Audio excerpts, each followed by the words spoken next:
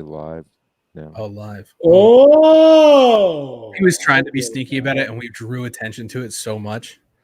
No, I wow. was giving Frank the cue he wants. Oh, okay. Well, it took 5 years. It was more fun to do it when on the podcast when it was just, oh, by the way, we've been recording for 5 minutes. Yeah. I can't get away with that now. Hey, the show's half over. Do you want to talk about the episode? Fire! Do you want to finish that thought, Phoenix, or did you catch yourself right in the nick of time not to offend everybody else in here? What? Wait, what? Did I miss something too? I think you did, yeah. Okay. He all right. almost, yeah, I was just allowed. I'm going to let it sit there. I was like, is he going to finish that statement? I don't know what he's talking about. I don't know either. What an asshole. I know. Jerk off. What's up, Phoenix? We're PHX. What's up? You call me by my real nickname. Nickname? Oh, my bad. What's up, nickname? Sorry, Mr. West. Oh, boy. Yeah, I did catch it. I don't remember if it was in Caesar or the first one, but somebody said something with West in it. Yeah, it was Caesar to me. Yeah, I missed it. Like I caught it, but I meant to go back to it. I just remembered it right now. Let's play the theme song. Let's do Stephen Colbert. Submitted for your approval. Tales of expectations shattered. Assumptions obliterated. Preconceived notions stuffed into a bag of doubts and tossed into a lake of hunches. All without the boring 30-minute setups. First on tonight's Manifest of the Unknown, even in our modern age, a dog can be man's best friend. But what happens when the URL from pets.com is redirected to Ordering it. Twilight Zone review.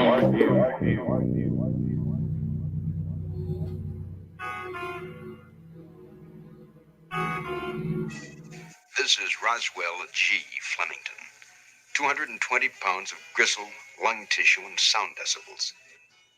He is, as you have perceived, a noisy man. One of a breed who substitutes volume for substance, sound for significance, and shouting to cover up the readily apparent phenomena that he is nothing more than an overweight and aging perennial sea scout, whose noise-making is in inverse ratio to his competence and to his character. But soon our would-be admiral of the fleet will embark on another voyage. This one is an uncharted and twisting stream that heads for a distant port called the Twilight Zone. Welcome to LIW The Twilight Zone review episode. That's the peak on that. Motherfucker. I have to whisper. I'm deaf. Christ, dude. May I be the first to say, ah! I'm Phoenix West. Adam Wilcox. You don't want to yell on your end. Welcome to the show. We're doing Sounds and Silences, episode 527. I do have a sinus infection, so ignore that. Take it away, guys. You know what? Fuck you, dude. You always make us go first. Bring us up. I'll make you go first. Take us in. How about you tackle this gigantic turd? Yeah. Fuck it for 3. Get after Wait, it. what? Wait, what did you say? Gave it a 3. Fucking it for 3. It's generous. I was debating giving it a 2, Yeah, but instead I gave it a 3. it's the longest 21 minutes of my life. Okay, I'll go for real. I did get All right. real. I was debating a 2, but I was like, 2's absolute misery, and there's some lines in it that made me laugh, and that's why I gave it a 3. What ones? They were on purpose. They were all because of the way language evolves, and we'll get to that later. But I just found the story. We've seen this before. We've seen it. Not this I particular. just don't know which one you're talking about because we've seen both these before. The Oh, one's no. really on the head. I mean, they use the same fucking doll. Yeah. Christ. Well, we're talking about Sounds and Silences. It's That's what I on the thought, screen there. All right. Yeah. Well, I just thought, So we can just copy and paste what we're about to say for both of them if you want. Yeah. okay. But for this one, I gave it a 3. It went nowhere. It's one of those ones where you know where it's gonna go. Mm-hmm. The character's fucking irritating. It reminds me of the Horace Ford episode, where it's a intolerable guy. His wife hates him, and he's just stuck in this weird state. And how are these people around him for this long before they finally break? Mm-hmm. How did she marry him for 20 years? Yeah. Thank you for saying Horace. I was trying to figure out what awful episode this reminded me of the most, and it was that one. Yeah. The Incredible World of Horace Ford. He built toys. This guy's a toy shipbuilder. Yeah, I would say that's probably why my number one problematic thing with this story is that,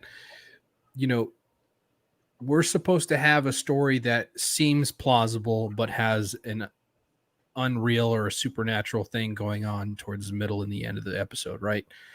This is just fucking obnoxious shit going on that nobody would ever put up with, and then just a pure dog shit twist and ending.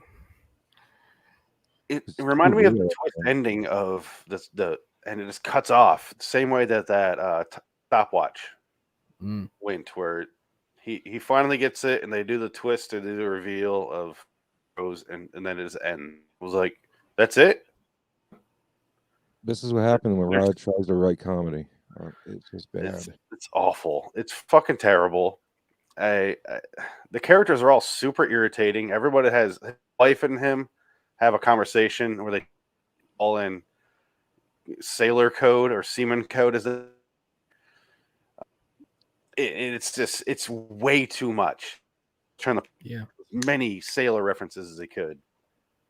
Yeah, I would say for me, honestly, I thought that the most entertaining part was their conversation, because the way they go back and forth, and she's just fucking letting him have it. Just like she's right there to say the shit the same way he says it right back to him. It was very fuck with him. Yeah, but it's 8 minutes or so. Yeah. Wait, it's too much the episode. I could tell that this episode was going to be slow with how long his intro is, and with the fucking pre-roll credits. I was like, oh, they don't have an episode. We have pre-roll credits that are going to last another minute and a half. Like, what the fuck is going on here? This is dog shit, complete dog shit. It's just bad. It has a 5.8 on IMDb with 9. Yeah, it's lowest. That's low for a Twilight Zone episode. Yeah, no, it's the champion of shit on IMDb for they give the synopsis on here. It's just like Roswell Flemington enjoys loud noises, is an annoyance to others, and is suitably punished. They could have just put loud noises, and that describes the episode perfectly. And there's absolutely no other content. Yeah, and the suitably punished is he can't hear loud noises. Yeah. Oh no. It's like he's the only one that that's not a punishment, really. Yeah. I'm sure you can find I something. don't. Why he's like an addict for sound. We were punished. Well, he's got mommy issues. Yeah, I mean, that's the root of all of this, right? He's got mommy Horace issues. Ford. We've seen this. So. Yeah, he had to eat brownies. When he said the line, there were no cookies in my house. He said it like a dramatic line. Pussy. I had to eat brownies, but then he kept going. Way better. I feel like I'm not going to give it a better rating because I know the episode itself is dog shit, like objectively. But I felt like I had a moment in this episode where I was like, "Oh, this is how Phoenix felt when he was watching the episode 8." Like, it's so stupid and dog shit that it's funny almost. Like when she comes up and just fucking smashes the record, I'm like, "Good job. We were all waiting for you. Thank you. Much appreciated. Good job." No, I did not feel that. No, because that was an octopus hacking into a cell phone. Come on, you can't compete. Obviously, the premise is a little bit more top tier, but even still, I was like, all right, that's a little funny, even though it's not supposed to be. Yeah. Speaking of octopus, I fell down like an hour rabbit hole last night on YouTube of videos of octopuses eating birds. That was another instead of Frank's Funtime Animal Facts. Didn't ask for it. Neither. But now we know. Back to the... Dude, it was terrible. I watched a seagull going, "Mah!" like as the octopus keeps trying to drown. fucking things. You remember when I played that other Admit last it. You week? Googled When do I talk about octopussy to camels? see how far it would go. That's the real rabbit No, hole it you're was on. so random. What does an and- octopussy look like? It was the most random thing in the world, man. I'm like, what am I watching? I can't turn away. So Jansen out of 10. Oh, 3. Okay. I give it a 3. I'm so mad because I'm just like now looking at the IMDb page. There's people like, oh, the sound effects were amazing. I was like, no, they fucking weren't. They didn't time those drips. What was the fucking squeak that was happening with the gunshot that was happening with the water dripping? Why the ricochet? The loud drops were enough to drive it home that this dripping faucet was driving him batshit. I didn't need the ricocheting bullets. Not to mention that we didn't even get just a dripping sound. We got like the background noise of the dripping sound too. So when it cut out every so often, you could hear it stop, and it was fucking awful. Yeah, it's literally the laziest sound editing I've ever heard, where it's just press the button. Oh, it stops, so lay off the button. Was I the only one that thought the psychiatrist was so amazing that why didn't he just go back to him? Yeah, what's the problem there? I feel we like got loopholes. We got flaws here, folks. That's where I thought it was going to go, and that psychiatrist is so full of himself. He might as well have been bent in half, just like choking on himself. Like, well, I'm pretty fucking good, so let me tell you what's wrong. Start sucking each other's dicks quite yet, fellas. I'm already chugging mine. He did basically throw his balls up on the table and fix them in 5 minutes. Yeah. You have mommy issues is basically what he came to the conclusion of. The most obvious psychiatrist trick. Yeah, like literally the doctor that saw him before that wasn't going to give him another reference to an ear doctor because he wouldn't want to put that on anybody else to deal with. Could have fucking diagnosed him. His wife did. Yeah. But it was his But wife. she's also his trigger, so I mean, yeah. Can't be diagnosed by your trigger. That wouldn't work. Frank, thoughts? No, I don't. Okay, out of 10. Man. You moved me. Yeah. Out of 10. Adam, fucking 2, dude. I have no problem giving it a 2. Okay. The reason I saved Adam for last because he seemed offended when I said 3. So let's hear what Adam has to say. Okay. I'm gonna get kicked out of the stream anyway, so I'll just get after it. I did not hate this episode. I enjoyed the shit out of this episode. And the thing is first of all, I agree with everything everybody's saying. Okay, y'all have good points. Okay, this story is dog shit. Okay, the premise is dog shit. You see it coming a mile away. You're just like waiting for it. You know it's coming. But what saved it for me was this guy's performance. What's his name? John MacGyver. He's channeling Captain Bligh from Mutiny on the Bounty so well that for a second I thought he actually was Charles Lawton, and he's not. But he was nailing it perfectly because I love that movie Mutiny on the Bounty.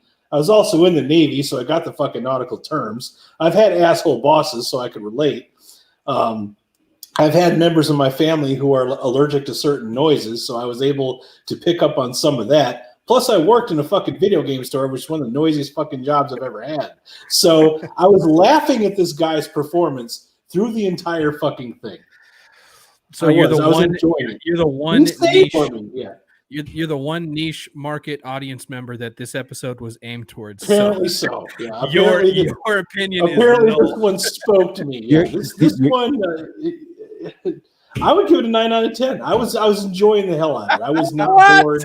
I was laughing. I enjoyed this guy's performance. I don't care. But when I was watching, I'm like, let's see. I bet you $500 these guys are gonna fucking hate it, and I'm gonna love it. And that's exactly how this played out, which is why I've been quiet this whole time. I'm like, I'm gonna be the asshole tonight that like the show that they hate, and fuck it, I'm gonna own it. 9 out of 10. So Phoenix, do you have a replacement for our 4th, or what are we doing about that, dude?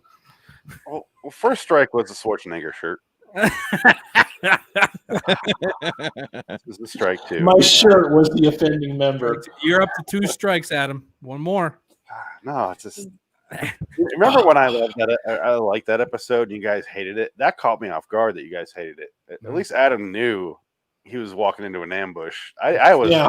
Well, also I saw the IMDb score and I'm like, oh, this is going to be one of those. I'm like, I laughed at everything that I said. I thought he was fucking hilarious. I liked the premise. I liked the fact the irony that this guy is so wrapped up in nautical bullshit, which is like a thing right now. If you go into any fucking Home Goods anywhere, there's nautical bullshit everywhere. This guy's got Nautilus on the fucking brain. He's got, wheels and ship anchors and shit all over his fucking house, and he makes model ships for a living. That's his that's his claim to fame. That's his bread and butter. Is he's the best at making little fucking model ships. And I'm like, what I feel like? He's like the big man in a small pond. I feel like producers and everybody got together and were like, yo, listen, we have all this boat shit that we've barely used.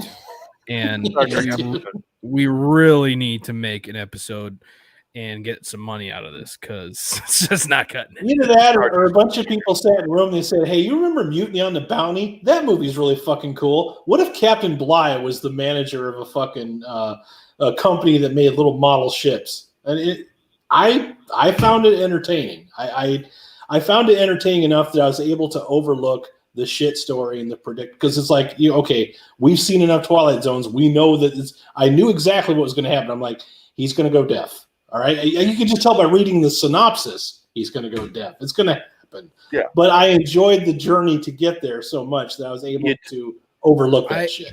You don't respect the synopsis. You need the title sound. Yeah. Just with the title it gives it away. Yeah. It's not clever at all. Yeah. I agree with you guys on that one. I will say this. I respect your opinion and why you came to that conclusion of the scoring. At the end of the day, you're still fucking wrong. Okay. It's fine. it also could be an age gap thing. It could be showing my age. I got the references. Honestly, your background, you're bound to get the references and understand. It's probably. I've seen a lot of fucking movies, and I got that this actor was totally channeling Charles Lawton doing Mutiny on the Bounty, and he nailed it so perfectly that for a second there, I believed he was Charles Lawton. I had to go on to IMDb and make sure. And this guy hasn't been in any major movies. He just did a bunch of TV stuff. John McIver. Yeah. Fuck up, Adam. What? Not in any major movies. Look at his first movie. When you pull up IMDb, known for what's that first one? The Manchurian Candidate. Okay, Manchurian Candidate. Fucking Frankenheimer already. Followed by there we go. John Frankenheimer directed Manchurian Candidate. Wow. Jesus. What did he star in it though? Was he the main guy? Because I don't think I've seen Senator Thomas Jordan, and he's sitting there with a carton of milk. Look it up; it's a pretty cool death scene because he gets shot, and then he's holding a carton of milk, and he's just sitting there, and he's like, "What the fuck happened?" I have to confess, I haven't seen the original yet. I haven't sat through the entire thing. Thanks for ruining that for me, dude. Not really. He's a minor character. It's been remade. Yeah, it's not. It's like a meme now. Yeah. The remake's okay. I liked it. The original is fucking amazing. Never seen it. Like I know the story, I just haven't seen the movie all the way through. I didn't know it was an original. But also, the banter between him and his wife was some of my favorite parts. Just the fact that they got this standoffish, dialogue-heavy banter between each other, like they're members on a ship. I've never heard of a wife dumping her husband before. You're dumped. Yeah, I'm dumping you. Dump on your deck, as a figure of speech, as a matter of speaking, and then just something about the way he'd be like, "Mind of a matter, mind of a matter." It's fucking hilarious. Turn you off, madam. It's not hilarious to Frank and I because we watch an episode called "Mind Over Matter." Yeah, and it's fucking atrocious. So that's all I could think about was the worst episode in season 3, where it's sandwiched in between these great episodes.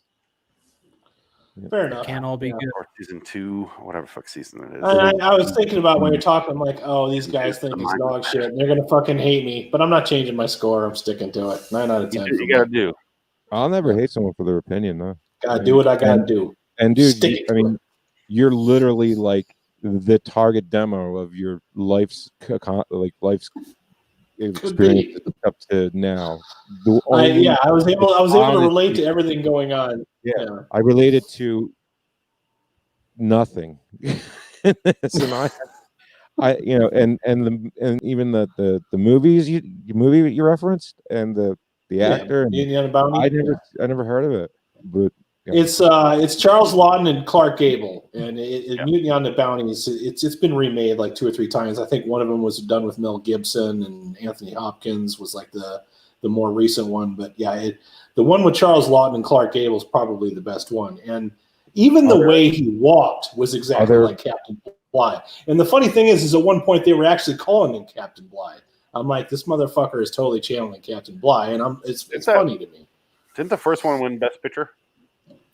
Yeah, Clark Gable probably. Oh, yeah. It's a really good movie about a captain that's just like a fucking screw, but he acts exactly like this guy. If you were to watch Mutiny on the Bounty right now with Charles Lawton and Clark Gable, the Captain Bligh, the main character, the horrible captain, acts exactly like this dude. What was he a captain? Walks, talks, and acts exactly like he's captain of the Bounty. No, what is the it? Bounty's, the Bounty's the ship. So Mutiny on the Bounty is the whole movie is about why they mutinied against this guy. So what kind of ship is it? A clipper ship. It's like a old British clipper ship, and they're on a mission to go find breadfruit or some shit like that. Clip. Yeah. Play the clip. If it didn't have jets or submarines, didn't cross my radar. Or it didn't cross my sonar, I should say. Nobody cares about planes, World War II, submarine, animals, boats, or whatever else you're rambling on about. Or records with ship sounds on them. Yeah, I mean, was I the only one that could tell it was the same fucking record when he changed from different? Like you're playing the same record, jerk off. That wasn't from. I thought that was funny when he's like, there's only 100 records like it. And she's like, correction, there's 99. That was fucking funny to me. 98. So obvious what she's gonna say next.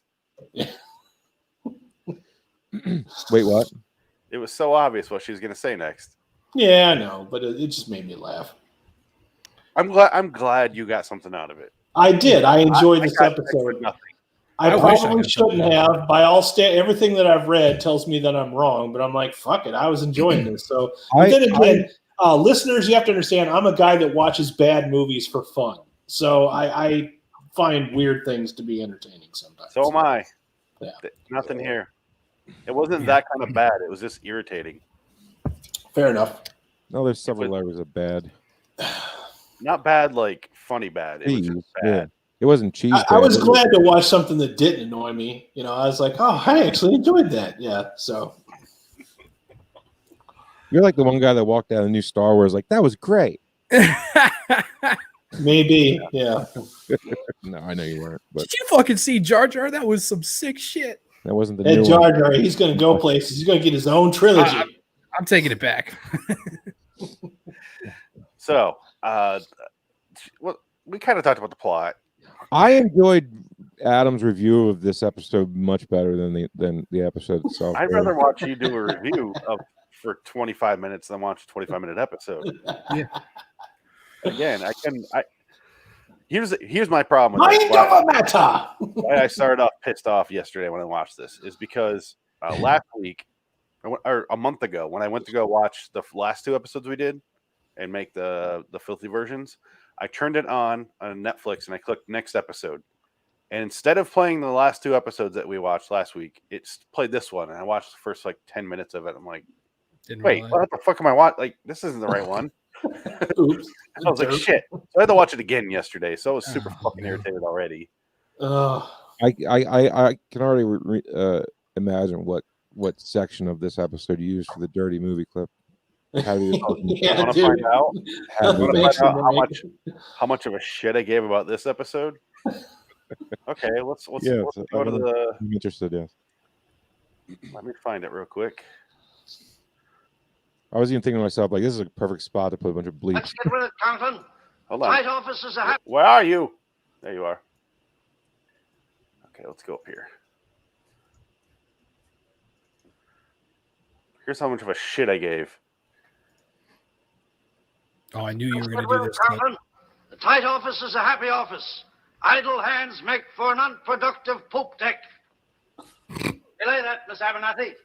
Extraneous activity is nothing more nor less than sloppy seamanship in the manner of speaking. Jesus Christ.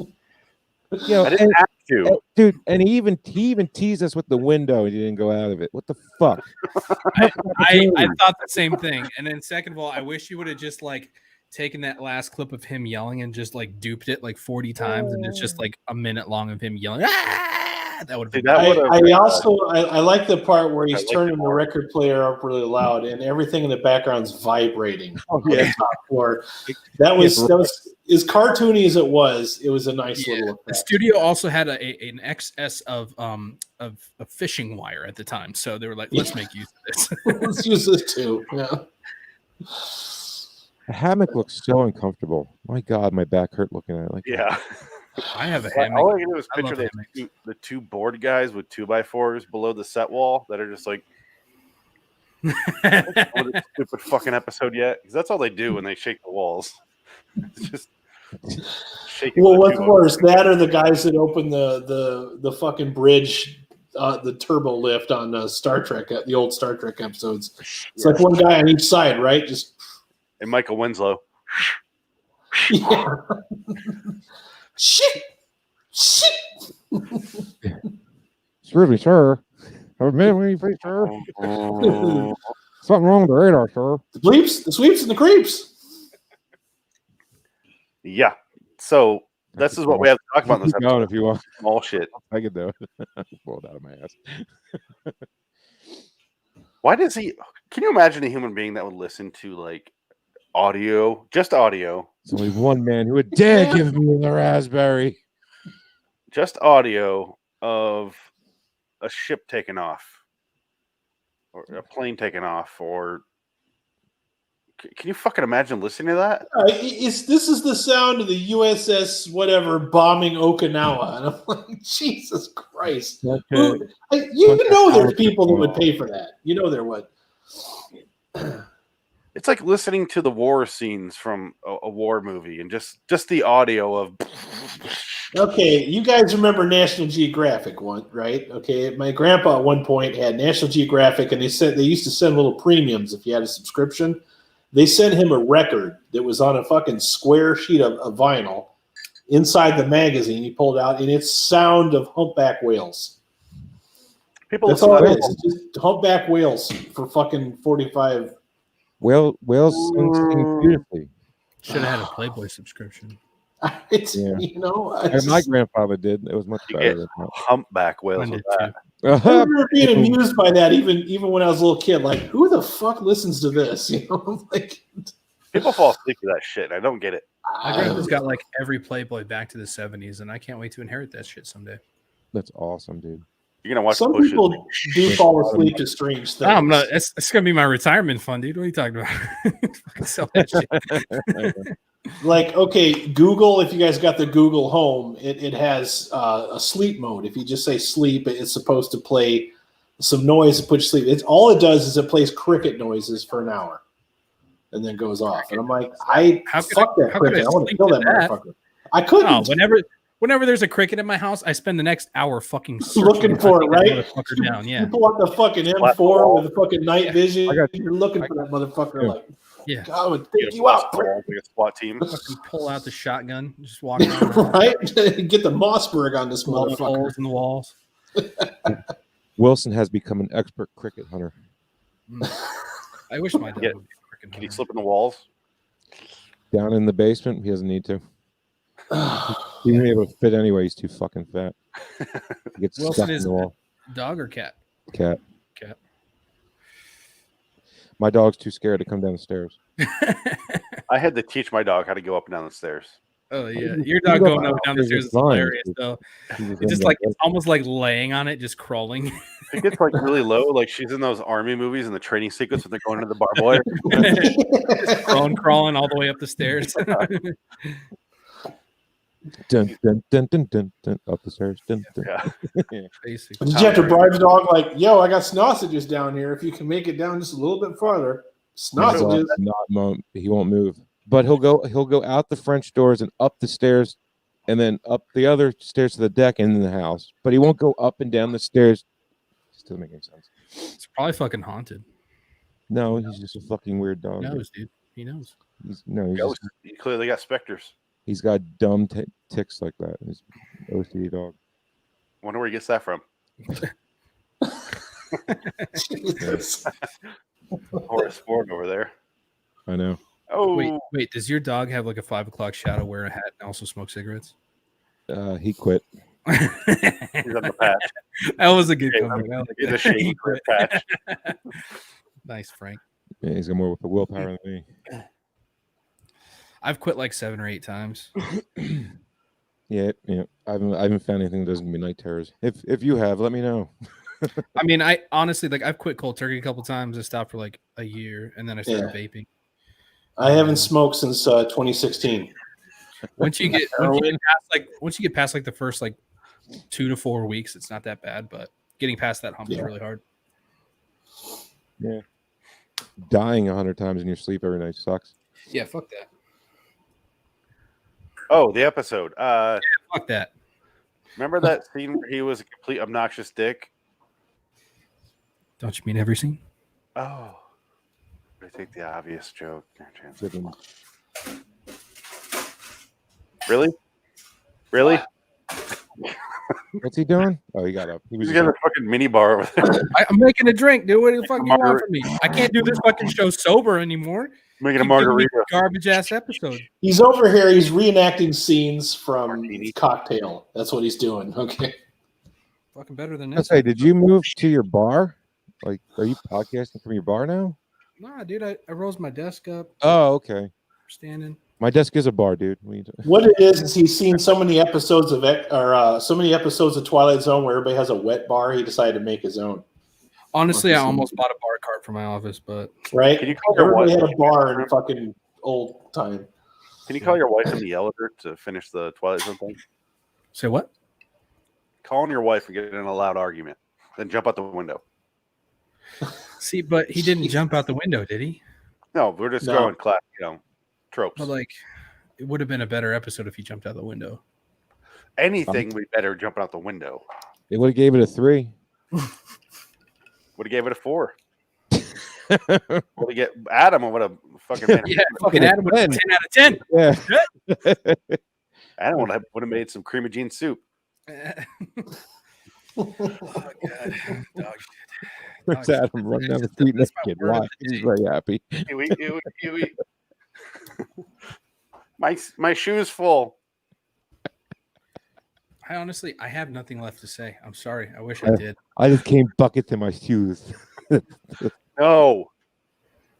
You do it again, I'm gonna kick you out. You do it again, I'm gonna kick you out. Wait, what? Sorry. Is there a backstory? No, just don't explain the backstory. He knows what he did. Right. It's like a beaten dog. You know what you did, motherfucker. Shit on my forehead and see what happens. Since nobody has anything left to talk about, I was going to show you a clip of that movie I was telling you about. More teaser? No, you get out. Is it muted? It's muted, isn't it? I hear it. Yeah, I hear it. Oh, premium.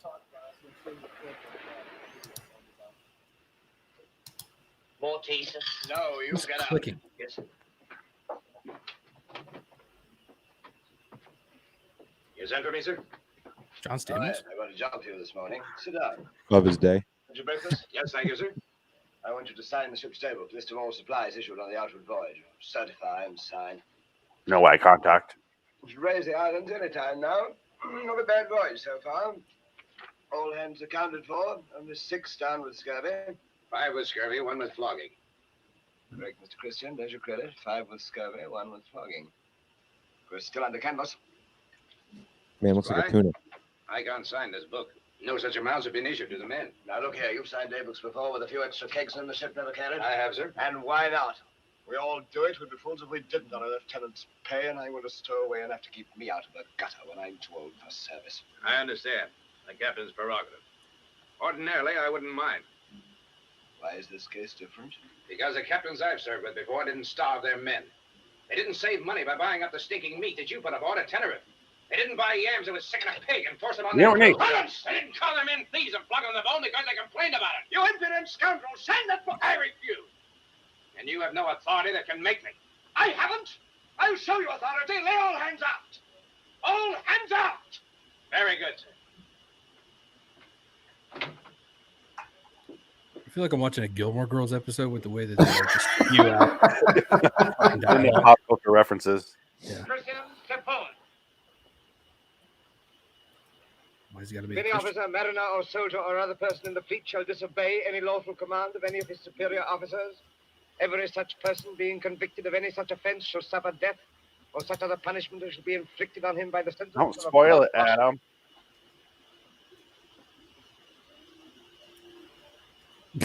Mr. Christian, you will sign this book. Splice. See how he walks and how he carries Ship's himself? company will bear witness that I sign in obedience to your orders. Crewmates just not wear shirts. But remember, sir, I should demand a court of inquiry in England. You mutinous dog. Without my accent. Like, why does he get a Retract that, shirt sir. but the other guy I doesn't? will repeat it. You're a mutinous dog. Mr. Christian. Land ho, sir! All right, so reason Talk I about showed timing. you that was because that actor was totally channeling that performance, like 100%, like right down to the dialogue and everything, and then I picked up on it. So maybe that's why I enjoyed it more than you guys did. I was getting into it. That Oh, movie yeah. looks good. This It's a episode- good movie. Yeah, it is a good movie. Mutiny on a Bounty, like 1930 something or other. 35. I mean, people didn't like Master 35. Commander. I thought it was great. I love Master and Commander. I do. I have it on Blu-ray. Yeah, it's a good movie. People hate it though. I can see why though. They do. Yeah, it's you just. I hated shit is it when not- I first saw it, but that was like a kid and like didn't really understand what was going on. So It's one of You the know better what's the Russell problem? Crowe movies, that's for sure. My biggest problem with this episode is I don't care about the main character. So why do I care about the story they told me? That's a revenge thing, you know. It's going to get Not his really. comeuppance. Yeah, you know. I didn't feel bad for him at the end. I didn't care about him during it. It's like She had a line, exactly. She had a line in the beginning, Adam, where she said, "One of these days, all that noise is going to come back and bite him." And then Rod starts talking. I'm like, Yeah. I mean, he even gave his backstory. I mean, his mom's borderline fucking psycho, so that's probably why he turned out the goofy person. I mean, he straight up said he did. It's like I went out to sea and blah blah blah blah blah. And it was more or less the performance that surrounded myself in semen, covered myself in semen. This actor is carrying this bullshit episode on his back, and I appreciated him for it. So look at this terror. Wow. No, she's on the next episode. I know. I just want to call out the fact that she's fucking nightmare. yeah, guys, save that for the next episode. I'm sorry, I got nothing left for this one. It's yeah. I mean, I just wanted to learn how to play Sounds of Silence. To be honest with you. yeah, that song's way better. Hello, darkness, my old friends. I didn't realize because the opening scene is at work and he runs it like an actual ship, and then they're all like they talk shit about him the second he leaves, and they're obedient when he's there. The next scene after the opening credits is after Rod talks is he's sitting there and someone goes pick up a phone and he's playing loud music and she's like, I can't hear anything, and I was like, I thought he was at work still. I didn't realize until a while later that he was at home and that was his wife. Yeah, because his house looks exactly like his office. It looks exactly like. Well, that and I honestly thought he was on a boat until he walked out the door after the first scene. I think that they were going for that. Like that was like if they were, the then first kudos giggle. to them. Yeah. That's probably the one thing they did right. He's in the hammock and you hear the ship noises, and then you realize that's a record. You know, Isn't that the kind of a better ending? Is if he was transported to someplace loud that he was listening to or something? Or he got Anything's a thrown better out episode. an So hour? the answer to that is yes. Wouldn't have been better. Yeah. Yes. Remember when his wife divorced or says she's going to leave, and she goes in her room, and he walks up and starts like, and he's like super coy about knocking, and she's like, "Bitch, it wasn't even fucking locked." that was funny. Sorry. Oh yeah, I forgot about that part. I like that scene. Wow, you had to dig for that one. Yeah, I have to look at my notes. Well, you had a note for that. You had to write. And then everything gets super loud, and then he Oh, goes to the wow. doctor. Ears are fine. Goes to work, and everyone's like, "Oh, I haven't seen him do this. I've been here 5 years, and I've never seen him do this. I've been here 15 years. I've never seen him look scared." And then he's sitting there going, and he goes to the psychiatrist, who's like, "Bitch, your mom fucked you up. Mind over matter." Mind over matter. Shooter. Opinions can be wrong. That's all I'm saying. Like Adams?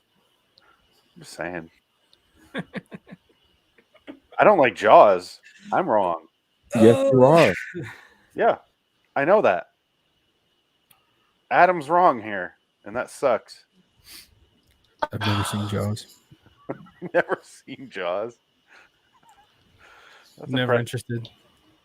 The way Phoenix talks about it, you're never going to see Jaws either. That's how it's going to roll. The way you talk about your shit, in a is stupid actually, setting.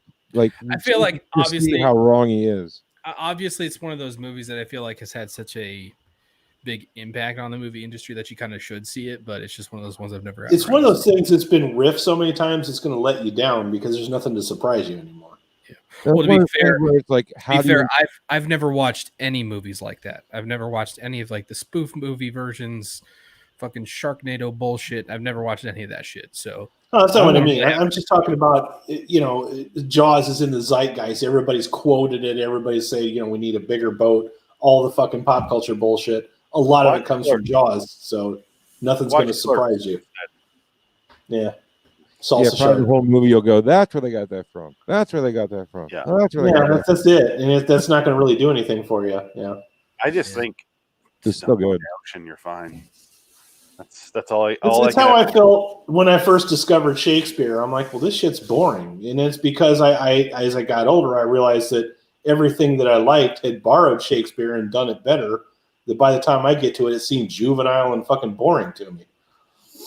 It doesn't mean that Shakespeare doesn't have its place. It's just not to everybody. No, exactly. Yeah, it's you realize its place, you acknowledge it.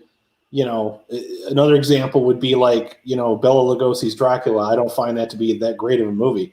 I think the Dracula story is interesting. I think Bram Stoker's Dracula is interesting. I don't care for Bela Lugosi's performance. I just, You gotta like think about it in terms of like even what we're doing right now though too. Like this episode isn't anybody's cup of tea. It's complete dog shit. Nobody will ever like it.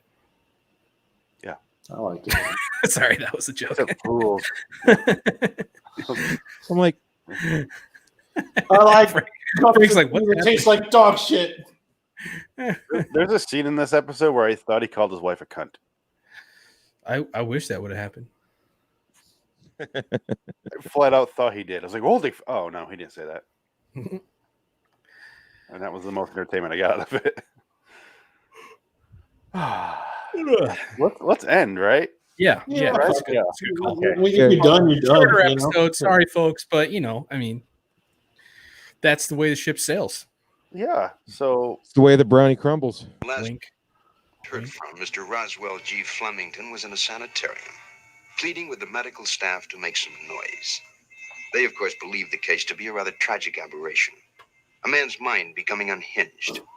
And for this, they'll give him pills, therapy, and rest. Little do they realize that all Mr. Flemington is suffering from is a case of poetic justice. Tonight's tale of sounds and silences from the Twilight Zone. And now, Mr. Surly. Oh, sorry. Part of the Twilight Zone, we move into a very dark corner of the odd and the unpredictable with a story called Caesar and Me. It's written by Adele T. Strassfield, and it stars one of the most talented young men on the acting scene today, Jackie Cooper. Here's one that may stay with you after the lights are out. It's a story of a ventriloquist and his dummy. And this one is designed for the cold chills and the hot fevers. Fucking love the alert right in the middle of that. Who was that? Was that you, Frank? Yeah, that's why I dropped the volume down. My bad. Yeah, sorry about that. Good shit.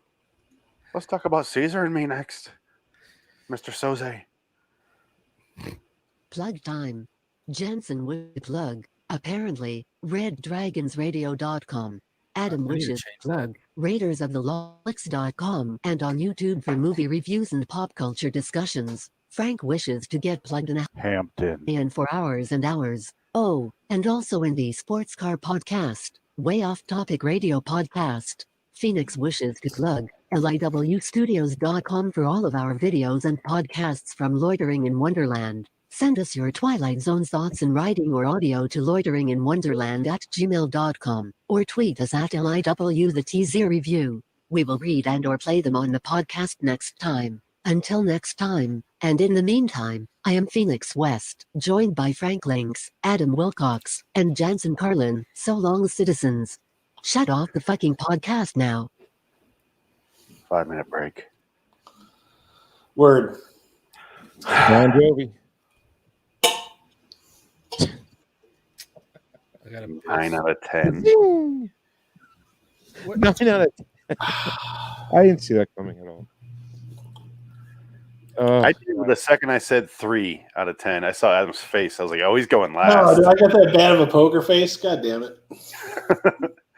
Yeah, it was pretty obvious. And then you guys just were Wait, just hold on, fuck this episode. Fuck. I'm like, You were like, no. I'm like, yep, this is my last show. Quick interruption. I was just pinging Steve on the side here, and I meant to ping him this. I was going to say, hey, I'm sick of plugging RDR. Just say Jansen wishes to plug your mom. And then I got a Red Dragons Radio. And then I got a response that says, what's RDR? And I said, Red Dragons Radio. And then they were like, what's Red Dragons Radio? I was like, oh, wait, wrong chat. I meant to say that to Steve. And I was pinging my wife. Oops. Oh, Steve. I'm like, who? I'm like, oh. Also, she says, please don't plug someone's mom, just plug me. So you told your wife to plug her mom. Yeah, basically. All right, I gotta go. So that's how it works in that relationship. I gotta go piss and grovel to my wife. I'll be Toilet time. Yeah, I need something to drink.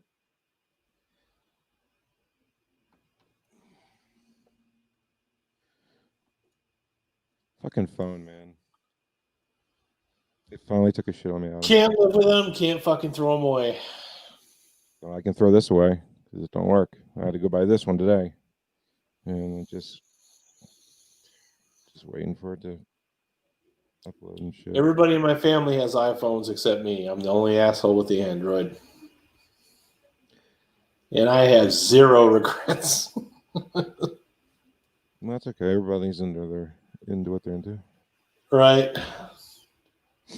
You know, I've had them all. I had a Joy before this. One of the worst phones I ever had was a Helio. Yeah, I think it's called Helio. It was one of those little fucking flip up phones with a little keyboard on it and shit. Sure. Yeah, like I went. I had Nextel. Then I got the first touch phone, but it was just a phone. It was all it was. It's for the people that weren't quite ready to make the iPhone jump yet. Yeah, it was just no. It was literally like the first ever touchscreen anything released. Oh. There wasn't anything like it was. I gotta admit, man, the first time I saw somebody sitting there playing with an iPhone, I was getting a little bit of future shock. They're sitting there like fucking doing this shit, and I'm like, the fuck are they doing? Right? Well, then I went to BlackBerry, and I was cool with BlackBerry for a little while. It actually showed me what I could do with the internet if I actually had something that worked good with the internet. And then I got the HTC Evo when that came out with the little kickstand. Remember that? And that was my Droid. And then I went from that to the iPhone 6. And ever since then, I've been on iPhone. The reason I had a Helio is for about a month, GameStop decided they were going to jump into the cell phone market. Some fucking fly-by-night shit outfit came in and sold us a bunch of bunk phones and I remember that. Told us to sell them and gave all the managers fucking discounts if they got their crappy phones. And, they're all garbage. Every fucking one of them. What he said. Excuse me.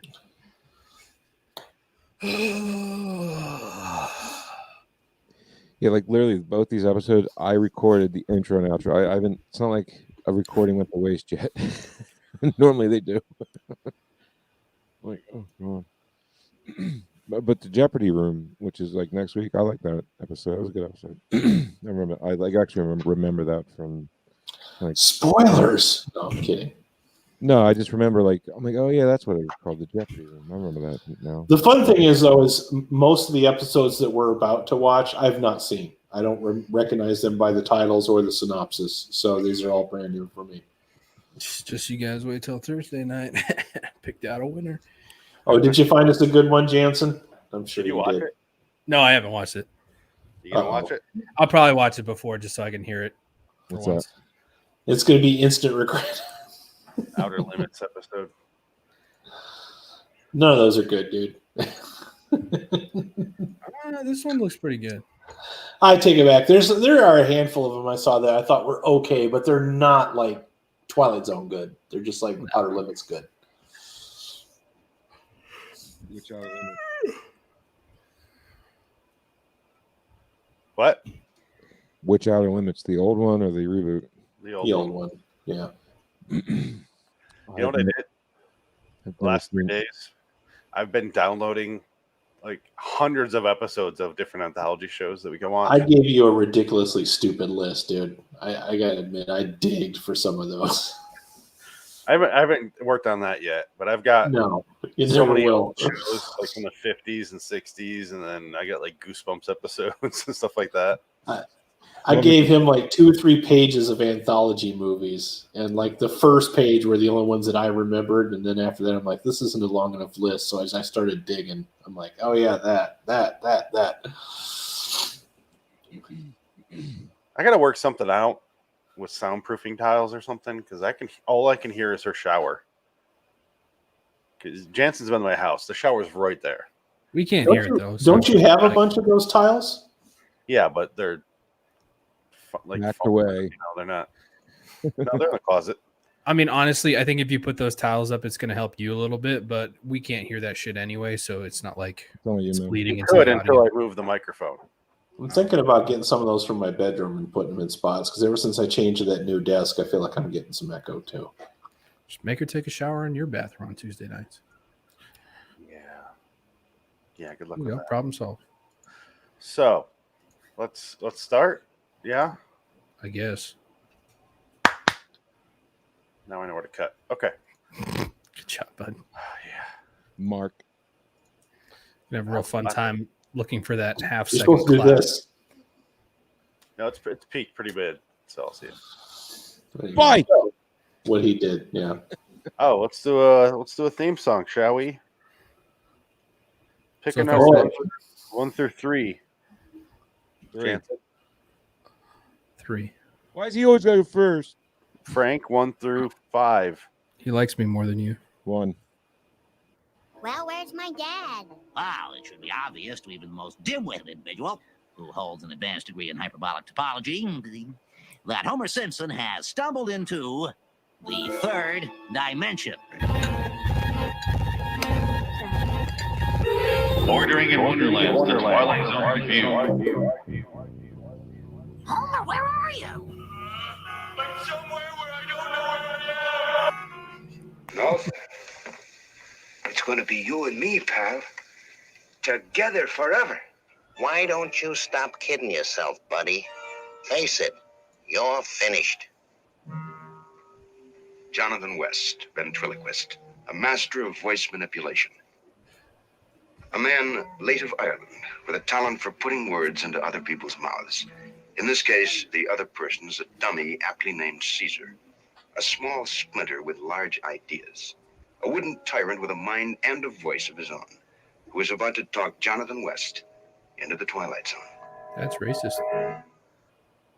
Oh, welcome to LIW The Twilight Zone review episode 200. We did it. Let me change They're lucky the Irish. for Caesar and me, 528. I'm Phoenix West. This sounds so fucking unrehearsed. I'm Frank. I'm not even Irish, but I have another name had on links. I'm sorry. I knew I could pull this out, so I wore my breakfast cereal shirt. It's Jansen Carlin. Yeah. I said Does I'm anyone here. else have a breakfast cereal shirt they want to share? I have a toucan sand shirt. Yeah, you're always after me, Lucky Charms. I do not. I've stopped buying like screen printed tees like probably 8 years ago. Oh, Oh, Mr. Grown Up over there. The I only just- one of the four of us not wearing a screen printed shirt. Look, Al Borland, you'd wear a flannel if it was cold enough there. You goddamn right. All you'd wear is flannels. All I You're wear is flannel. You're 100% correct. I knew it. Oh, I'm so sophisticated. Flannel's I comfy, have man. my portable, my mini fridge over here full of liquid so I could just pull from. Fucking Listen, someone sounds like they're on the wagon. Don't manifest your fucking jealousy as fucking like my faults. Okay. I need the desk big enough to build a boat on. In the Yeah. last episode. Listen, dude, I like to make models sometimes every few decades. So like maybe I Beautiful want to build hobbies. them. Just kidding. I don't fucking Activities. That's code for he likes to jerk off in front of 3 monitors. I know it. It's 4. Okay. 4 Confirming my monitors. fantasy. 6 consoles, 3 PCs. And a partridge in a pear In tree. a pear tree. Oh God. Damn it, Frank! Get out of my head. Oh no. Frank, Phoenix, kick them both out. We're done. Get them out of here. Oh, I have a Off the question for joke in Frank stereo. before you go, Frank. Do you remember Yeah. the dummy? The what? The dummy? Yeah. Wasn't that fun? Wasn't that a fun episode? I thought it was great. Yeah, it's a good episode. Mm-hmm. Oh, sorry, that was completely unrelated to the episode we're doing today, which is called Caesar and Me. No, it was totally. You don't Oh, was it? Just changed his name to Caesar. This episode's fucking dumb. But Like- not. Who's gonna go first this time? Adam, you went last time. You go first this time. We'll do I'll it go first this time. I agree with you. This episode sucks, except the final fucking twist, because the little girl in this episode is such a little miserable shit. She's really good at what she does. The little girl, I have to say, is a pretty good fucking actress, because child actors, it's hit or Yeah. miss, right? But Really missed her. when the fucking dummy turns around and says, "Hey, kid," it brings it up a notch for me. Okay, just like I said, I was going to give this like maybe a 5, maybe Still a got 6. that poison dart. I'm like, oh God. I'm kind of on the fence between a 6 and a 7. I think I'm going to wait till everybody talks before I make my final fucking score. I think I'm sitting on a 6 or 7. But yeah, I did not enjoy this episode. Like you said, it's the dummy, it's Devil Doll, it's every what is it? Does Rod Serling have some weird psychosis against puppets or something? That like did he get raped by a marionette or a fucking ventriloquist dummy or some shit like that? Because how many? It's like more, the voodoo thing Adam, with sorry, Adam. It's more like he has a sick psychosis of redoing the same fuck episodes. He likes over. to recycle his own farts. Okay, gotcha. All right. So, on the what I would call the anthology checklist. You have to have a painting episode. the 15. You have to have a dummy episode. You have to have Okay. a because camera. I was thinking while I was watching this, the ventriloquist dummy to Twilight Zone is what voodoo is to Tales from the Crypt. Like it's just it's in the paintings. Yeah, it's recycled so many times. It's like, really again with the fucking dummy. I'm like, and this one's really light on fucking story too, man. Like really, really fucking. The only thing that was redeemable about this episode at all was the fact that he actually tied in the dummy to this episode. That Caesar was the dummy. What was his name in that episode? I don't remember. I remember the other dummy's name. It was like Chucky It's like completely Glasses different or belt. something. Yeah.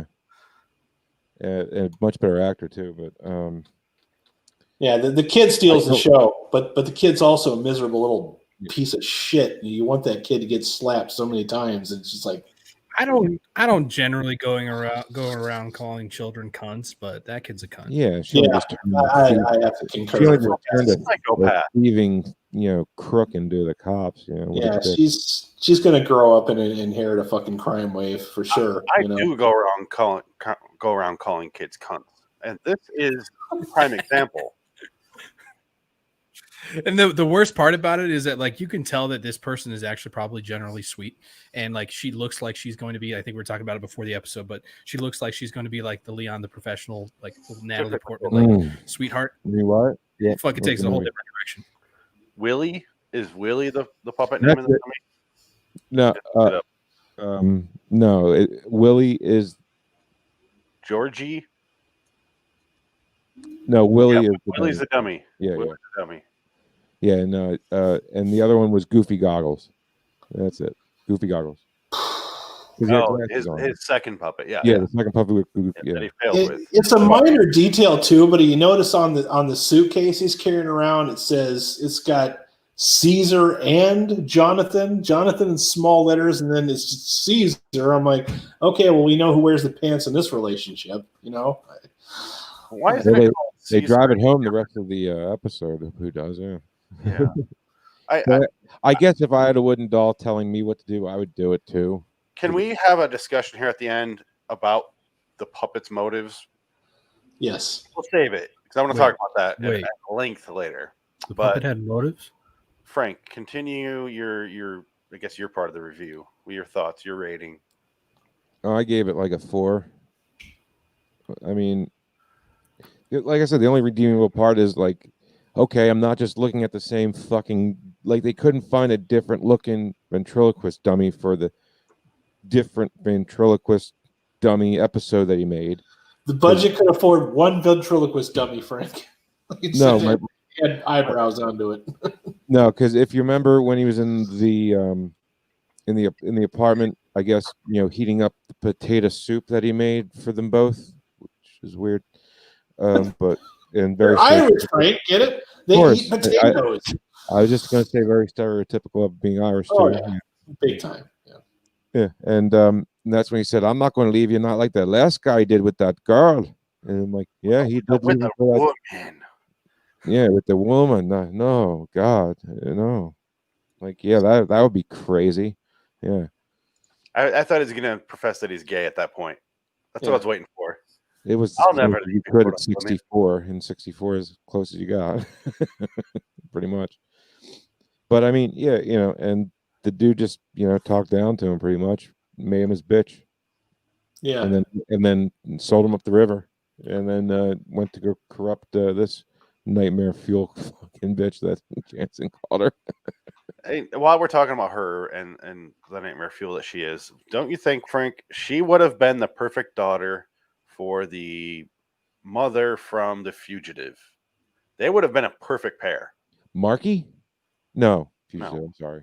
Oh, shit. Yeah. Remember that bitch mother in The Fugitive? Yeah. Would have bounced off each other. Would have been like two raging cunts in one household. God damn. That sounds like my childhood. Yeah. It would have been hilarious. Put a camera in there, you got your own sitcom. Yeah. But with this lady, she's sweet. She's a bitch, the little girl. But the mom's sweet. And the Fugitive's the opposite. It was her aunt. And the mother doesn't care. It was her aunt. Whatever. Doesn't matter. They should switch. It's I watched it like half hour ago. Whatever. Instead of The Fugitive? Oh, and this? In this, she was in the dummy in the dummy part 2. It was her aunt that she was staying with. Jansen? Oh God. Oh, sorry, I was muted. Hey. They give her more drama. So I didn't hate this episode, right? I didn't give it a below 5 scoring. I also didn't love this episode. I didn't feel like there was any redeeming qualities to it. So I didn't give it above 5 scoring. So it's a middle of the road episode for me. It's a 5. I judged it based off of its standalone self, right? As we should try to at least. Obviously, go ahead. What's up, Frank? Have you ever seen The Dummy? I haven't seen The Dummy. Okay. No, just wondering. Sorry. No, that's a good call. I having not seen The Dummy, don't have anything to like hold it up against too, so I'm not like super pissed off like you guys are about how shitty of a job they did. I'm assuming I would be. Regardless, I think that the episode itself had good intentions, poor execution, plot holes, lack of. There was no good. Go ahead. He froze.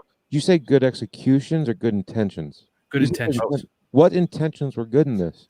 I'm thinking like the intention of like, hey, let's make it. Let's like this is the story we want to tell about this dummy that's taking over this man's life and turning it into shambles when he thinks it's helping him. Like, I mean, it's a tale that we've all heard 1,000 times, but it wasn't executed correctly or well. It helps that it wasn't written by Rod Serling this season. So Adele Strassfield. Yeah. Play yourself, Adele. But above all else, I would say my big. I'm sure we're going to get to the storyline a little bit, and hopefully this isn't too much of a whatever spoiler. But like my biggest problem with the storyline is honestly the last scene. It's not that he turns around and talks to the girl. It's everything leading up to that. It's that he doesn't fight for himself. He doesn't like try to bullshit the cop. He doesn't like. He just gives in and gives up. Like he's fucking defeated. And I thought that was like completely boring and like didn't help the story at all. And see, here's the thing, right? It was pretty obvious that this dummy is like really has pretty much gotten this guy to steal from him for him like a lot up this point, dude. Like he's been sustaining. No, that was his first heist. Yeah, you're gonna say 100% her first heist. I don't think so. Didn't seem like it. Everything he said after the heist. Do you not hear any of that? He's like, I've never done anything like this before. Yeah. Blah, blah, blah. Yeah, he was consumed by guilt, and he fell to pieces right away. Crumpled under pressure. An ordinary thief. Yeah. That's why the dummy gave up on him, because he was such a weakling. Like he just collapsed under pressure, and he's like, "Oh, I got to find a new fucking sponsor or whatever," So we'll talk about again. This is the stuff I want to talk about later. Right. Okay. Yeah. In any case, for me personally, I mean, I thought there were parts of it that were enjoyable, and there was, the Jackie Cooper, the guy who plays the main character, isn't terrible. He's nothing special, but like both. He plays both characters. He plays the voice as well. But I thought he was pretty decent. I thought the little girl, as fucking cunty as she is, she plays her role well. So she did a good job. Because honestly, she looks like she's going to be a sweetheart, and she's not. So she fucking played that to You do. So in that respect, I liked the episode, but it wasn't anything to, call home about. So it's a 5 for me. Okay. I think we're all kind of on the same page. Adam gave it a higher score than I expected, but like I said, I think I'll stick with it. Hearing you guys talk, I'll stick with my 6, which is just slightly above average, only because I like the fact that the ending is what just brought it up just a little bit of a notch for me, because it's not where I thought they were going to go with it. So for me, 6 is where I start to like it. But let me backtrack a little bit. Susan is a psychopath. She first tries to shoot him with a poison dart. She literally shoots a dart at him, and it hits the wall. It's like this big. It's like it's like a fucking lawn dart. Like it would have fucking killed him. It's like something from a James Bond movie. It's fuck. She literally has like a blow dart thing, and she has a blowgun that's like 6 feet long. It's got like a fucking full 1-inch gauge. Like Mercedes-Benz emblem for a site. Yeah. Most girls her age have a chatty Cathy doll. This girl has a blowgun with a poison fucking dart. Yeah, for her 12th birthday.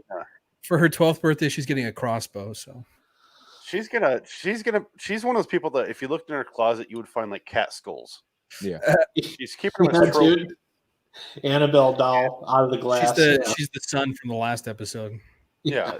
And all I could think about was she's Matilda from Leon, because she's just looks just like her. She walks on the stairwell like she does in that movie. I love that movie, but it was like if she was a psychopath. She's like Gary Oldman's character in Matilda's body.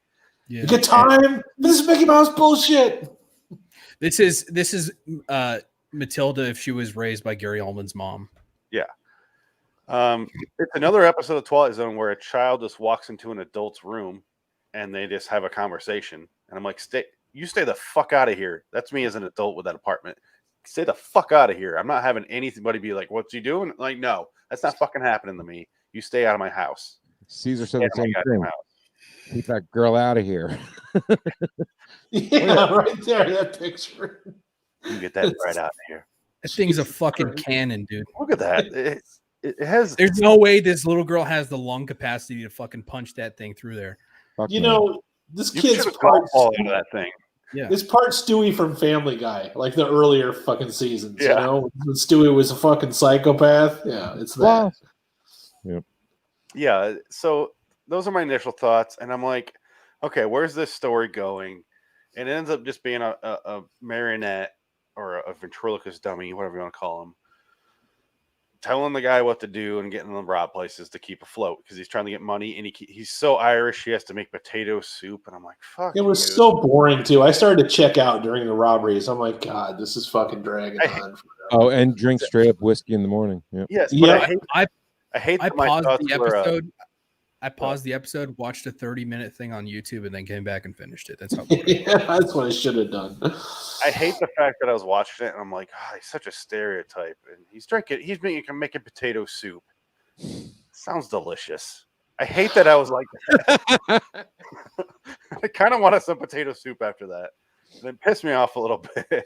Dude, the only thing that goes better with potato soup is like a grilled cheese with some tomato in it. Oh god damn. Oh, but what about some shepherd's pie, Phoenix? Oh, I like shepherd's pie. Fuck yeah. No. God damn, potatoes are awesome. But so the storyline is nothing. It follows along, and I didn't hate it. I wasn't miserable watching it. I wasn't offended by anything except the potato soup, because I didn't get any. I felt like I was watching the dummy, but stupid. Leftover potato soup, by the way. It's leftover the dummy. Yeah. He has leftover potato soup just sitting on the cupboard. Yeah. not refrigerated. You know how that shit loves to keep.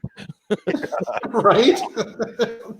It doesn't look edible again until it's. I'm sure that boarding house is completely clean. Absolutely no cockroaches whatsoever. Guy who can't fucking pay his rent. Shit. I will say this, for a boarding house, it looked pretty nice in there. For $13 a month, it looked pretty fucking good in there. Having a kitchen at all is wow. Yeah. I'm impressed. You know what? But the way that Aunt was ignoring that kid, for a while I thought that kid was like a ghost or something. Because I'm like, who in their right mind lets this kid say these things to their tenants and just not fucking intervene? Don't you remember, Adam? When she died in the wall? She's Marky from Nightmare as a Child.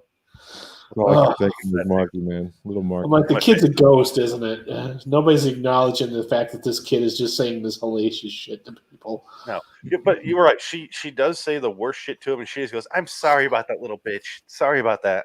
And he's like, "Not a problem. Not a problem." Like, she's almost trying to get the guy to kill himself. You know, it's just like in the fucking apartment. You know, she plays Opie Taylor's girlfriend on Andy Griffith show. On the Andy Griffith show. Do we have a new John Frankenheimer thing with you? Yeah. With it's not my fault. I just looked her up and there I it was is. gonna say, like, are you mentioning Andy Griffith again? It's not my fault. It's her favorite show. He was Gomer. Okay, well, she also plays Catherine Wentworth on the show Dallas for fucking 9 years. So fuck off. All right. Let's play the Kevin Bacon game with Andy. She's also on an episode of The Outer Limits. Oh no! Mm-hmm. What episode is it? Your episode? No, it's The Inheritors Part 2. Oh, was Andy Griffith in that? I'll fucking find you, dude. She's a fucking hottie. Yeah, dude, that's what I was about to say too. She grew up hot. I looked up Morgan Brittany. She's a fucking hottie. She get rid of those bangs. No, yeah, she has luscious curls. Ooh, luscious even. Wow. What the fuck happened? She's in a Married with Children episode. The Love Boat. She's in quite a few of those. Was she one of Kelly's friends, or? No, she's in one episode. She's in the Twilight Zone. This one, Valley of the Shadow, and Nightmare as a Child. She plays a little girl.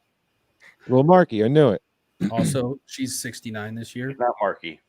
She's the second little girl that she stumbles upon at the end. Oh. Isn't that funny though? She reminded me of That's so weird, dude. Yeah. In Valley of the Shadow, she plays the girl. She's the girl. It must be the girl that he has the dog. Makes his dog disappear. Remember Valley of the Shadow when he shows up with the radio things? Mm-hmm.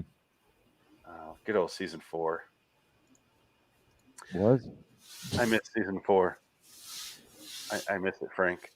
Yeah. You can't deny the fact that we've been like 3, 4, 5 our ratings. Season 4 was such a breeze compared to this. Your favorite episode was the masks so far, right? Yeah, that's the best one of the whole fucking season. Yeah. No, actually, like my most favorite. Owl Creek. Season, yeah, like my most favorite fifth season episode we still haven't done yet. It's the encounter. Or Nightmare at 20,000 feet. That's right. That was early on. I forgot. That seems so long ago. It wasn't that long ago. It seems episode like it. 2, wasn't it? You're right. When you go through a lot of 2s and 3s, like time starts to evaporate. Yeah. It just stretches out. Let me get to my rating so we can move on. She was also on that show Doc with Billy Ray Cyrus. I gave this episode a 5. 5 is where I start to not like it. It just didn't have enough going on for me, but it did irritate me. Whatever, but I kind of thought it could have went somewhere cool. Like it reminds me of, obviously it's much worse than, but Adam, it reminds me of the same feeling I had at Eye of the Beholder, where at the end of the episode I go, that's the episode I want to watch. Pig Hitler. Yeah, there you go. Yeah, because the most interesting shit in this episode happens in the last 5 minutes. Yeah. If it was a sitcom called Caesar and the Cunt, and it was like her killing people and with a doll next to her, that'd be fucking hilarious. I'd watch the shit out of that shit. I'll tell you what, I'd have given this episode a 7 if the dummy would have turned around and says, "Hi, I'm Chucky. You want to play?" Should call it Brad Dourif.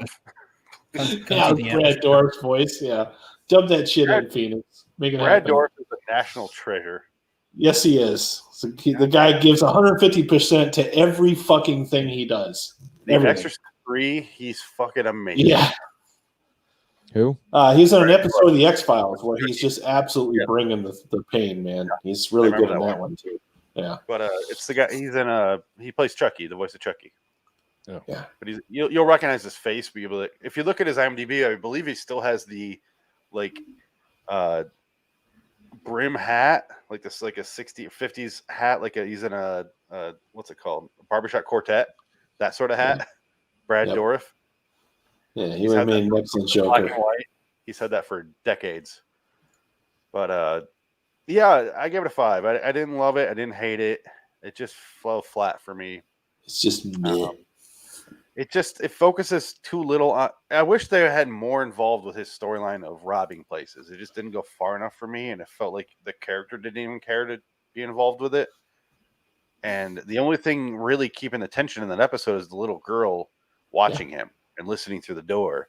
And he's having this loud fucking conversation in this rundown place with a dummy, and she's able to just listen to the door with no glass, nothing. Just that doesn't work.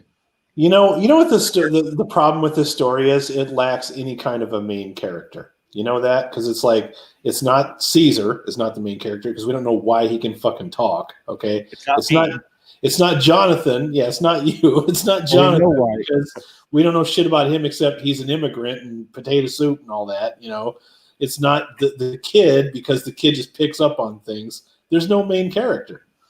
No, there is. It's Caesar because he's the same dummy from the dummy. Yeah, we know less about Caesar than when the fucking thing starts. So he's just he's just there to bark orders at Jonathan. That's it.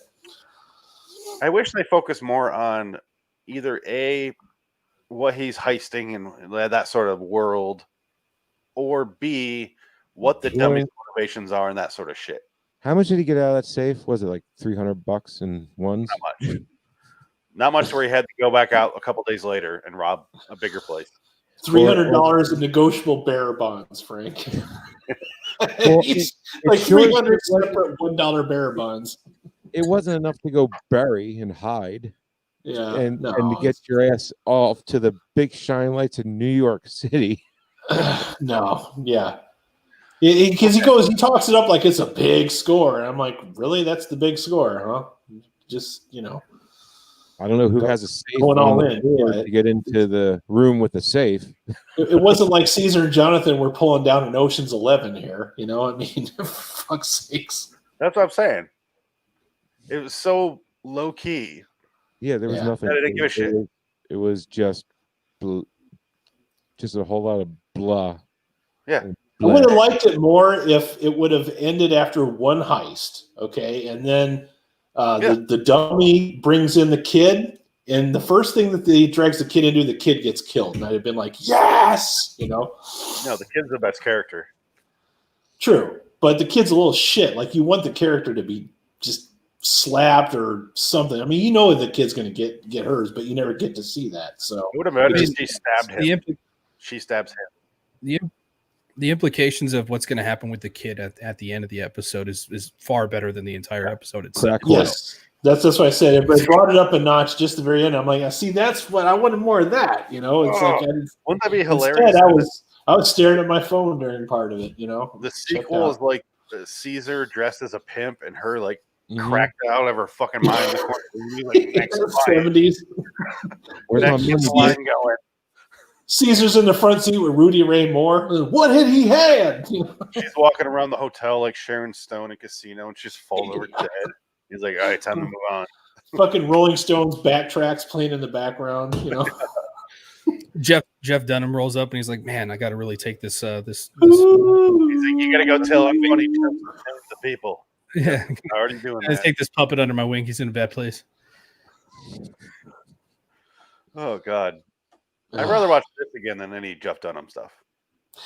Yeah. I've suffered through it all. Oh God, it's bad. Sorry. I thought Jeff Dunham was funny the first time I saw him, and then I was like, yeah, that's about as much funny as I could expect to get out of. Isn't that with all comedians before they corporatize themselves though? Like you thought Jeff Foxworthy was funny until he started selling Golden Corral tickets. That's very true. Like Dane Cook did the same shit. And Larry the Cable Guy. Yeah. David Cross is never given a shit. No. David Cross does not give a shit. That's what carries him. Now, David Cross now up is the same as like early 90s. Yeah, he hasn't changed a bit. And he's in like Smurf movies or shit like that. Like whatever the fuck he's in. But Bill Burr is still pretty solid too. Yeah. And he just did what? He's the Mandalorian. He was in episode or 2 of The Mandalorian. But he's still funny. Just the one.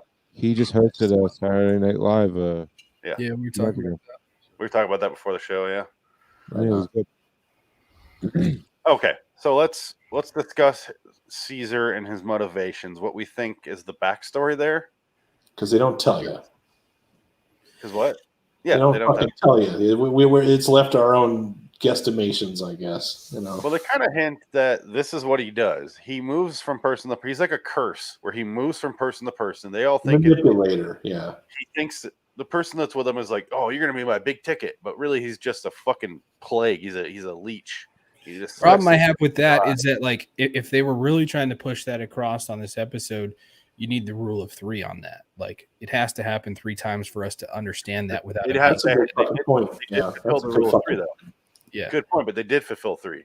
Yeah, they did, but vaguely. Like they say that he came and like he took him over or whatever. But like Dummy was number 1, Jonathan number 2, and then the girl number 3.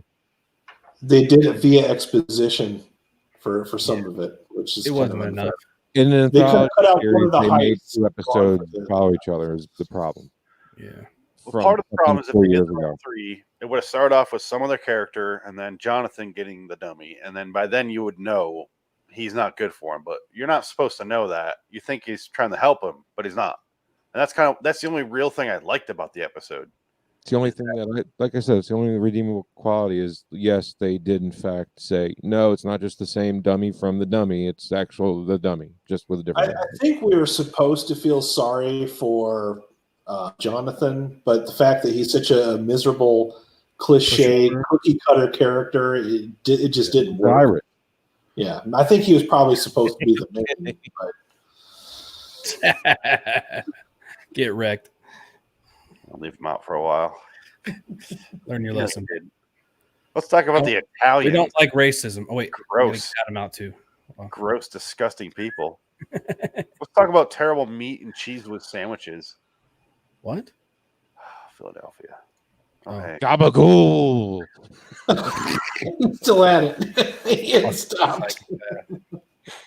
Anyway, that's like I said, is the most interesting part of the episode for me is the realization. I mean, I knew, but when you watch it, it's for the first time.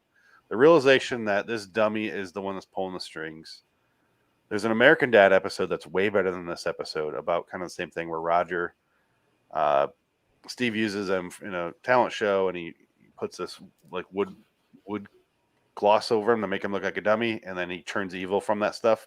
It's the same thing, and that's way more entertaining than this fucking episode. But American Dad, it's one of those shows I need to watch more of. It's funny is I watched this in like 3 nights ago. I watched the Devil Doll episode of Mystery Science Theater. So I'm like, oh fuck, we're doing the dummy shit again. Like this is too soon. I need longer gaps between my dummy episodes. It's my favorite episode of Mystery Science Theater. It's a really good one, but the movie, it's like somebody really made this. Why can't I have him?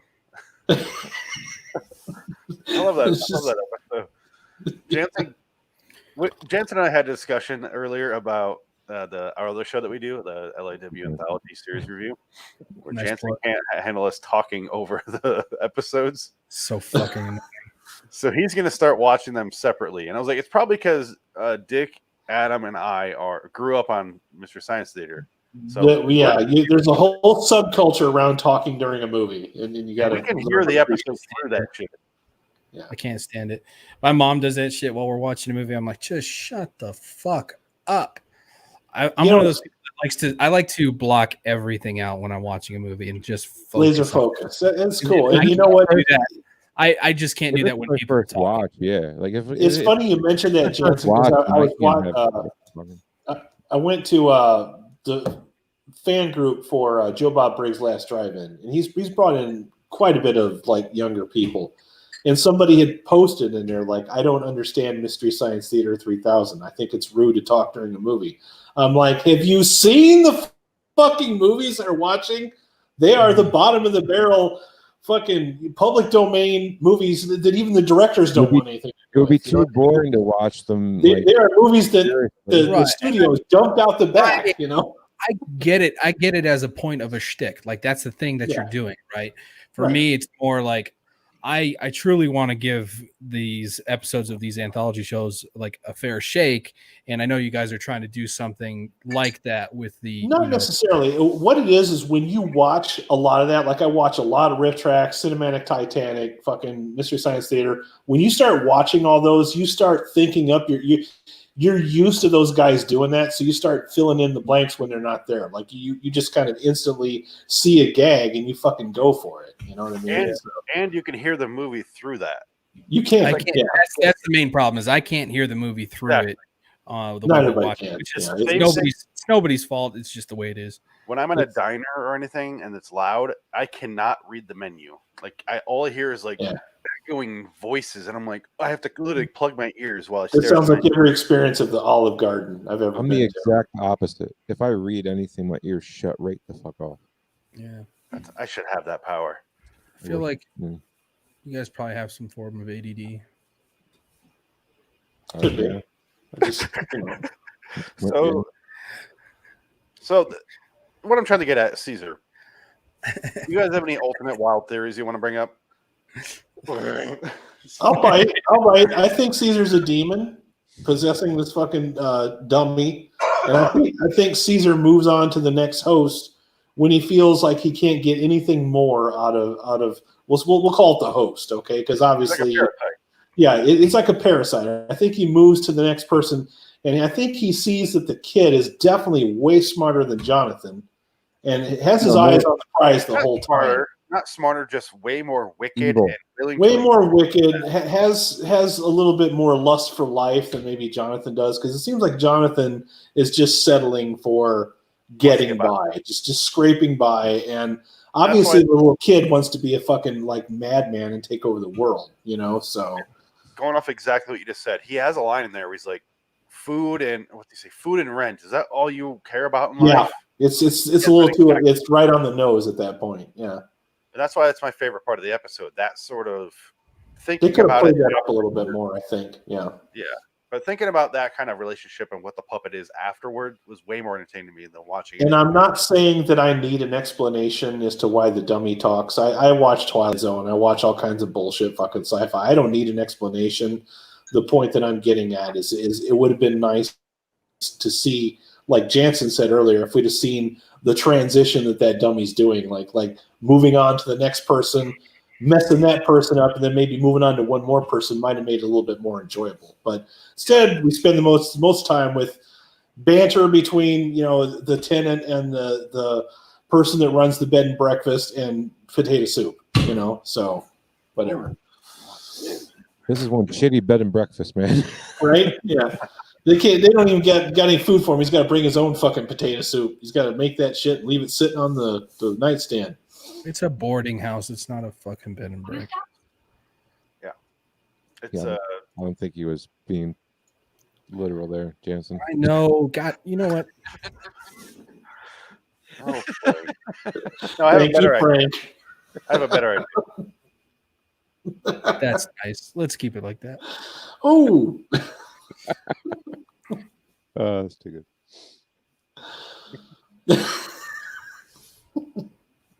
I don't know. Disrespectful. Role reversal. Yes.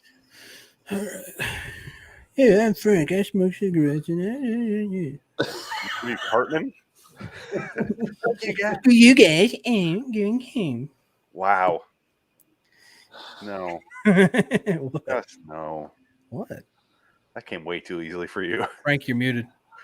Oh, I'm sorry, guys. It was muted. Dumbass. Frank looks like he's having an existential crisis. He's fucking having an aneurysm over there talking to his microphone. Yeah, I was acting like you, man. You mute yourself all the time. I forgot to mute. Sorry. Nobody heard me. Wait, what? What? Did you say? No. Nobody was listening to you. We all just kind of blocked you out. That's literally what I just said. Oh. So, kind of prove my point, really. Oh, okay, good. Hey, Frank, how's your window under the Corvette poster? Still broke. Okay, cool. Broke. A lethal dummy in the shape of a man.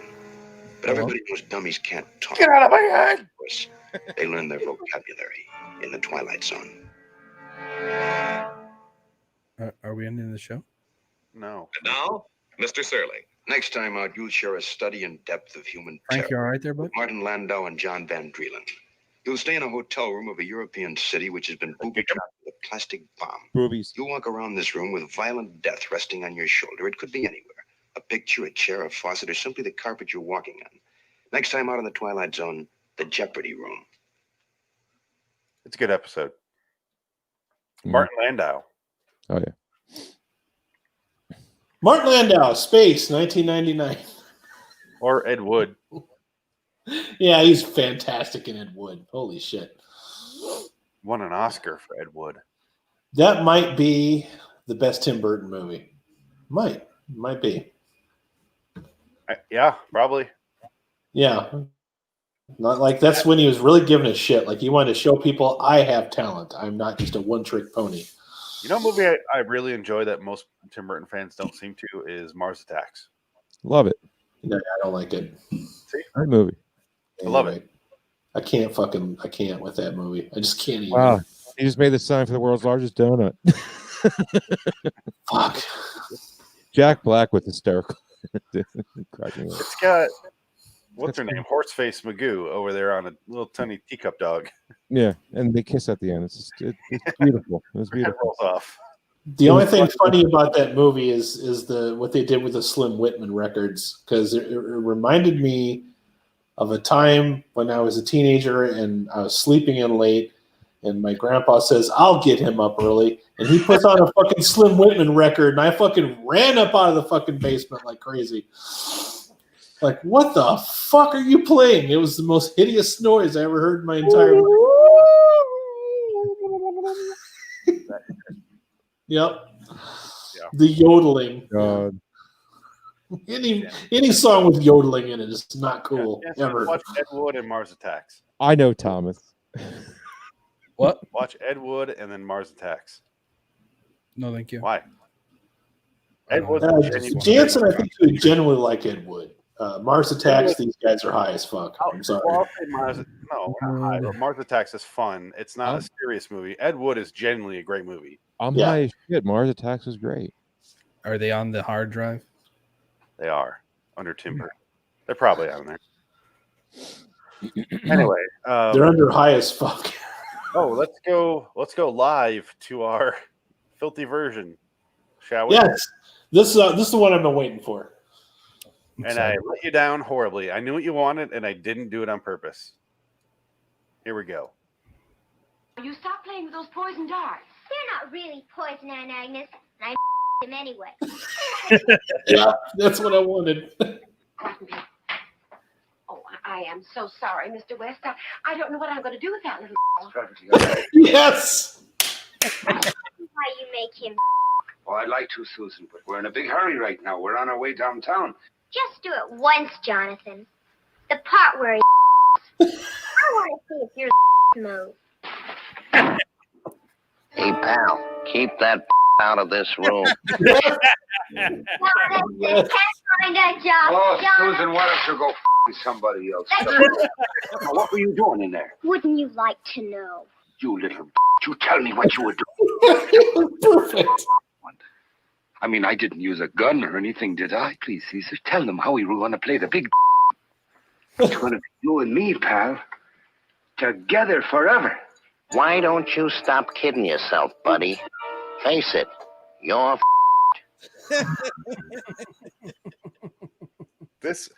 They worked out perfectly. I put the censorship there, and it ended in the same letters where the swear word would be. It really did.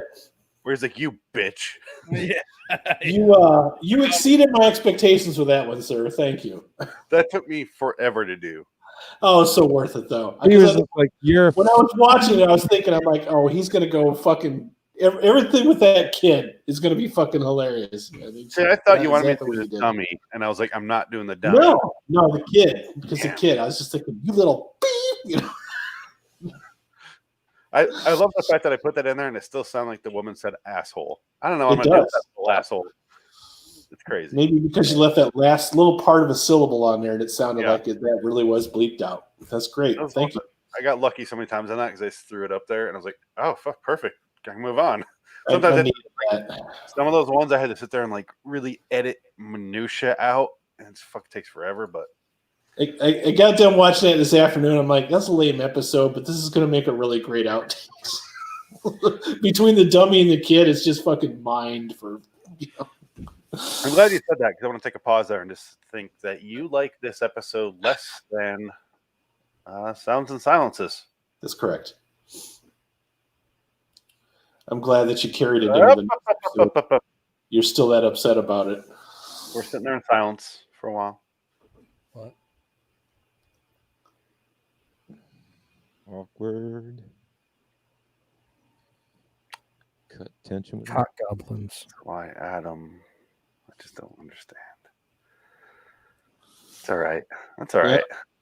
I think we're all going to get there eventually. I've already been there. Now it's Adam's turn. Yeah. We can't always all agree on everything. I am never going to like any of these, so you guys are fine. Did you like the masks? I'm just kidding. I'm joking. It's a joke. It's I don't think you're ever going to have one where Jansen likes it and none of us do. Yeah. I would love to if we did, because he's good. You got to come in, Jansen. It's coming, damn it. Next time out. It's going to happen. I didn't think I'd be there, but spur of the moment proved me wrong. Yeah.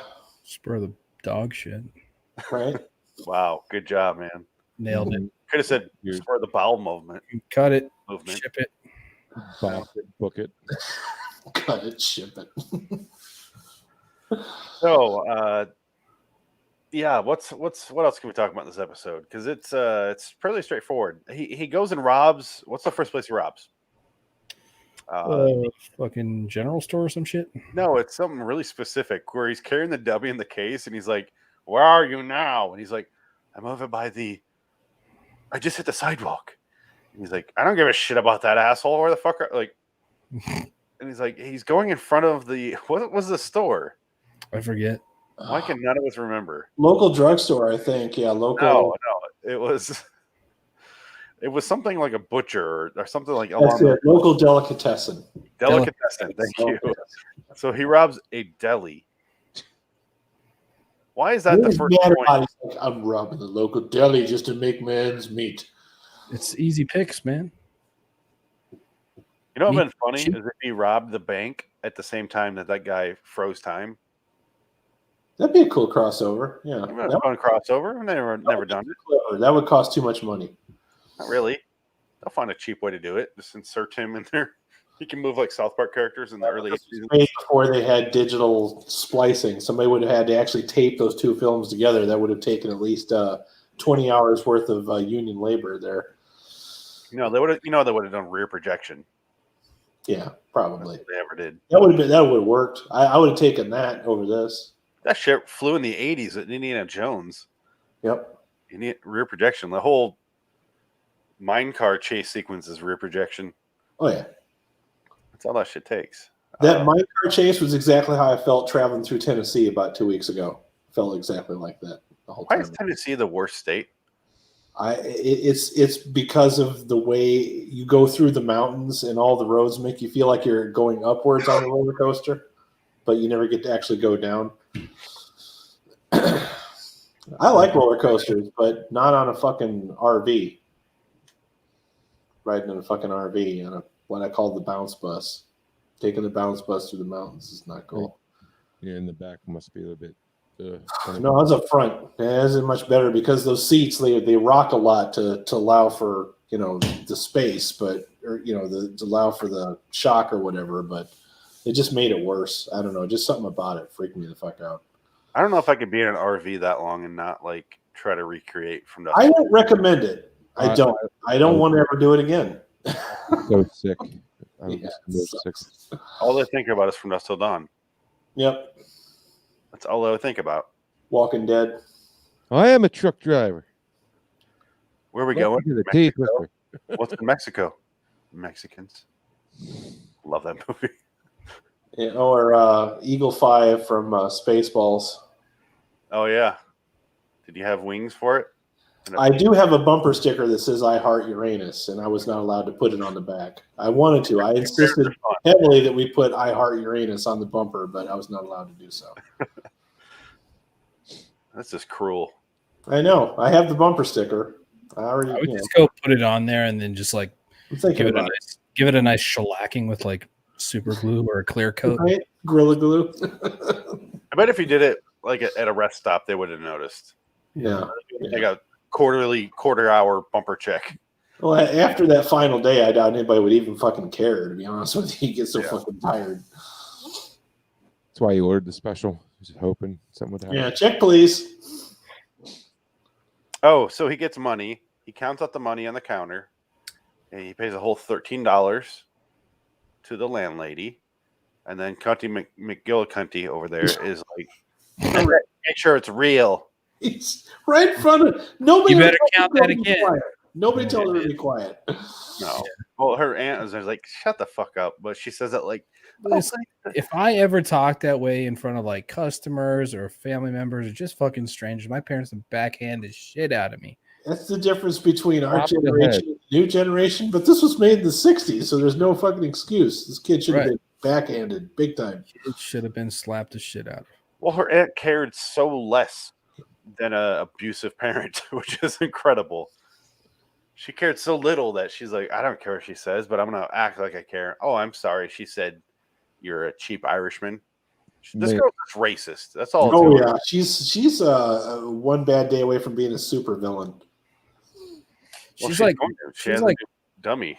She's going to go to James Bond villain boot camp when this episode's over. She's like one time travel away from wearing an Arnold Schwarzenegger shirt. Ooh, personal girl. This actress is still alive. I hate you. I'm never alive. Go, dude. I hope she's still alive. Let's do this. Damn. She looks like Morgan Fairchild. She looks like a girl from V. I would definitely play Drunken High the Pickle with her. Oh yeah. She looks like was it Verizon or AT&T girl's mom? Oh no. Ad. Details. The Hunters with Robert De Niro or Al Pacino. Robert De Niro. She hasn't worked. Those are interchangeable, Frank. Dude, those two, they're both. Oh no, guys. She's in a couple episodes of Silk Stockings. Cinemax. Oh no, know Fuck what yeah. that is. Yo, that's fake fucking all night. This is skinny on right now. Was a fucking. It's one of those like pretend. It's like a really sexual. Imagine X-Files, but super sexual. It's just softcore porn. Well, I have X-Files. I wouldn't even call it porn. It's just a lot of tits and scissoring. It's all right. Hey, I mean, it you know. He's 12-year-old me loved it. Out his chest. So Yeah, he's like, you know what? It kind of looks like she's Look at holding that 2-pack a that he's got. ventriloquist dummy. This is pretty much me if I took my shirt off and Dude, sucked that my was me gut at my best up my ever. Wait, she's holding him like a ventriloquist dummy. Like she's got her hand up his ass, making him talk. Yeah, she's definitely grabbing that cock. Jump it. So that's what happened with this girl in fucking Caesar. They went off and made a Silk Stockings episode. I get it now. It all makes sense. The circle. He was going to turn her out. She's taking it some way. Right. The crossover Pinocchio episode for the fucking dummy. Yeah. I'm a real boy now. Yeah. Oh, lie to me. Mm.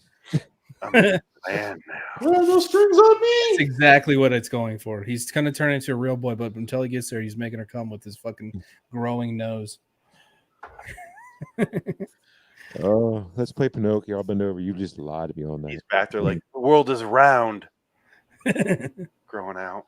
What? Oh, lie to me some more, you big wooden boy, you. Was that 9/11 was an inside job. Tell me you respect me. Man, I wish we could boot Phoenix sometimes, you know? I know. That was it. Yeah, you would boot. There we go. He deserved that. Yeah. Stay out there, bud. Okay, I'm sorry.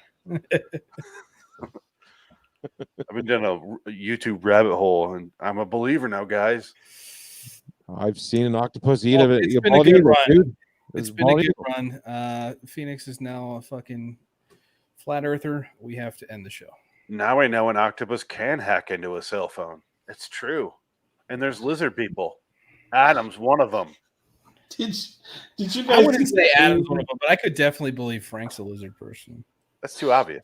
Did you guys see that meme where it says this is how flat earthers think Japan attacked Pearl Harbor, and it shows the plane going all the way around the fucking continent? Did you post that to Facebook or something? I did. Yeah, It wasn't. One of my friends put that up. And I got to admit, I laughed a little bit too hard at that one. Yeah, that was good. How does it work? I was like, you could literally just shut down all of their fucking logic with one. Well, there's some maps that have like Europe on the left and then North and South America on the right, because just that's the side of the world they're from, you know. But like, how does that? What do they? What are flat earthers? Australia? What? They have no explanation for Australia or anything in the southern hemisphere, for that matter. Australia doesn't exist, so they're puny little minds. Australia is a myth. Well, it's a land of creatures. It should be like It's a land of things that will kill you. Is what the fuck it is. Yeah. It's a land of horrible things that I don't want to know about. It reminds me of like Land of the Lost, like Slee Stacks or that Australia. Like, what the fuck's going on down there? There's animals that footsie their babies in themselves. It's weird. They got fucking spiders down there that have their own zip codes. They're so big. I wish Land of the Lost was an anthology show that we could discuss it on. Yeah, that would be funny to fucking talk about. I have a couple Land of the Lost posters that I could throw in the closet door. I actually did enjoy the Will Ferrell. I would prefer if you put some Silk Stockings posters on your closet Indian door. Land of the Lot, and he's gone. Because that movie's garbage. I'm gonna let him cool off for a minute and then come back and admit that he was joking. Here he comes. Dead serious. Okay. Thanks, dead serious. So he can still hear you when he's out there. I know. What if I mute his mic? Frank, did you like Land of the Lost? No, I hated it. It's the worst movie ever. Fucking worst ventriloquist I've ever seen. Come on, the mosquito that left this big ass thing. Oh god, sucked all the. Yeah, he got muted again. Way too much fun with that. I didn't know I could mute your mics. I'm excited. Wait, you didn't know that? No, I've never played with this shit. I'm way too much else going on. Oh, I'm sorry. I feel bad. Like I should have told you that or something. That's all right. I should have looked. I didn't bother to look. Yeah, I don't think you can edit their names, but yeah, you can mute them and you can make them have to type passwords to get back in and shit. I probably shouldn't have told you that, but well, you're wrong because watch this. So, they changed it. Okay. So I can do that. Is that I like shitty episodes? We'll send them shitty movies, the worst we can find. Have to sit and watch them all, and we'll monitor his mind. I'm making it clear that it is 2 L's. Yep. Lynx. It's the word. Well, Franklin, secret chimp. Do you guys learn anything from Caesar and me? I learned that somebody on this show has a thing for fucking ventriloquist dummies. And that's really all the fuck I got out of it. I want to say it was bigger back then than it was. It is maybe. It is a talent, though. I'll give it that. You can't really say that because they've made so many other fucking movies with that kind of shit in it since. Was ventriloquist dummies what clowns are to people today? Let me ask you that question. I don't get any of it. I never got it. I never. Like there's it's an interesting skill to have to not only be a stand-up, but to also be able to throw your voice like that to make it look like you're not talking, even though it's obvious that you are because you're. And now clowns are associated with anything and everything horrible, but there was a time where clowns were designed to entertain children. Was it the same? I don't get it. I think how are you doing ventriloquist dummies? I think John Wayne Gacy really, it's part of it. Comes up the whole clown image. Well, clowns entertaining children to me is the same as that hobo toy in 5 Characters in Search of an Exit, the episode that we reviewed way long ago, where it's like a collection of toys. One's like a soldier, one's a ballerina. You get why kids will play with these toys, and one's a fucking hobo. You're like, what fucking sad child? Where the parents are like, your lot in life is dog shit. Just play with a hobo toy and just accept the fact that that's probably your best bet. Merry Christmas. Okay. Here's your toy hobo. Yeah. Had that been written now, the kid would have asked for Legos for Christmas and would have got Duplo blocks instead. Okay, that's what like that is. Scratch and sniff on the hobo, or you smell it. It smells like whiskey and piss. Like, what the fuck? What kind of psychopathic child is gonna have fun with that toy? We had fun with that episode there. That Ugh. was fun. It was like old cigars. What did they really call him back? Like, what was it? Bagman? No. Vagabonds. Vagabond. Yeah. Is it? No. I'm pretty sure it's vagabond. Is it? Yeah, vagabond is the proper term. Sterling said what it was. It was a rail hopper. No, it was an older. Nowadays, we just call them meth creatures. Yeah. I feel like hobos now are just junkies. Hold on. Yeah. Hold on. No, don't even do it, fucker. I'm listening. What were you about to do? Listen, there's times when you guys talk about shit and I fucking have no idea what you're talking about, okay? I'm just going to be quiet during those times. You're just going to have to fucking deal with it. You don't know about homelessmen? It was all the shit leading up to that I was like, you guys are talking about things you did together that I wasn't a part of, that I don't know what's happening. Well, maybe if you fucking watch the episodes for once. Dude, listen, there's a novel fucking. I don't know if you know this about me, but I fucking work for a living. Yeah, please. I don't want to hear working and not having any time to do anything. You watch them during work half the time. Fuck off. Yeah, I can't even do that. I work 80 hours a week. Listen, dude.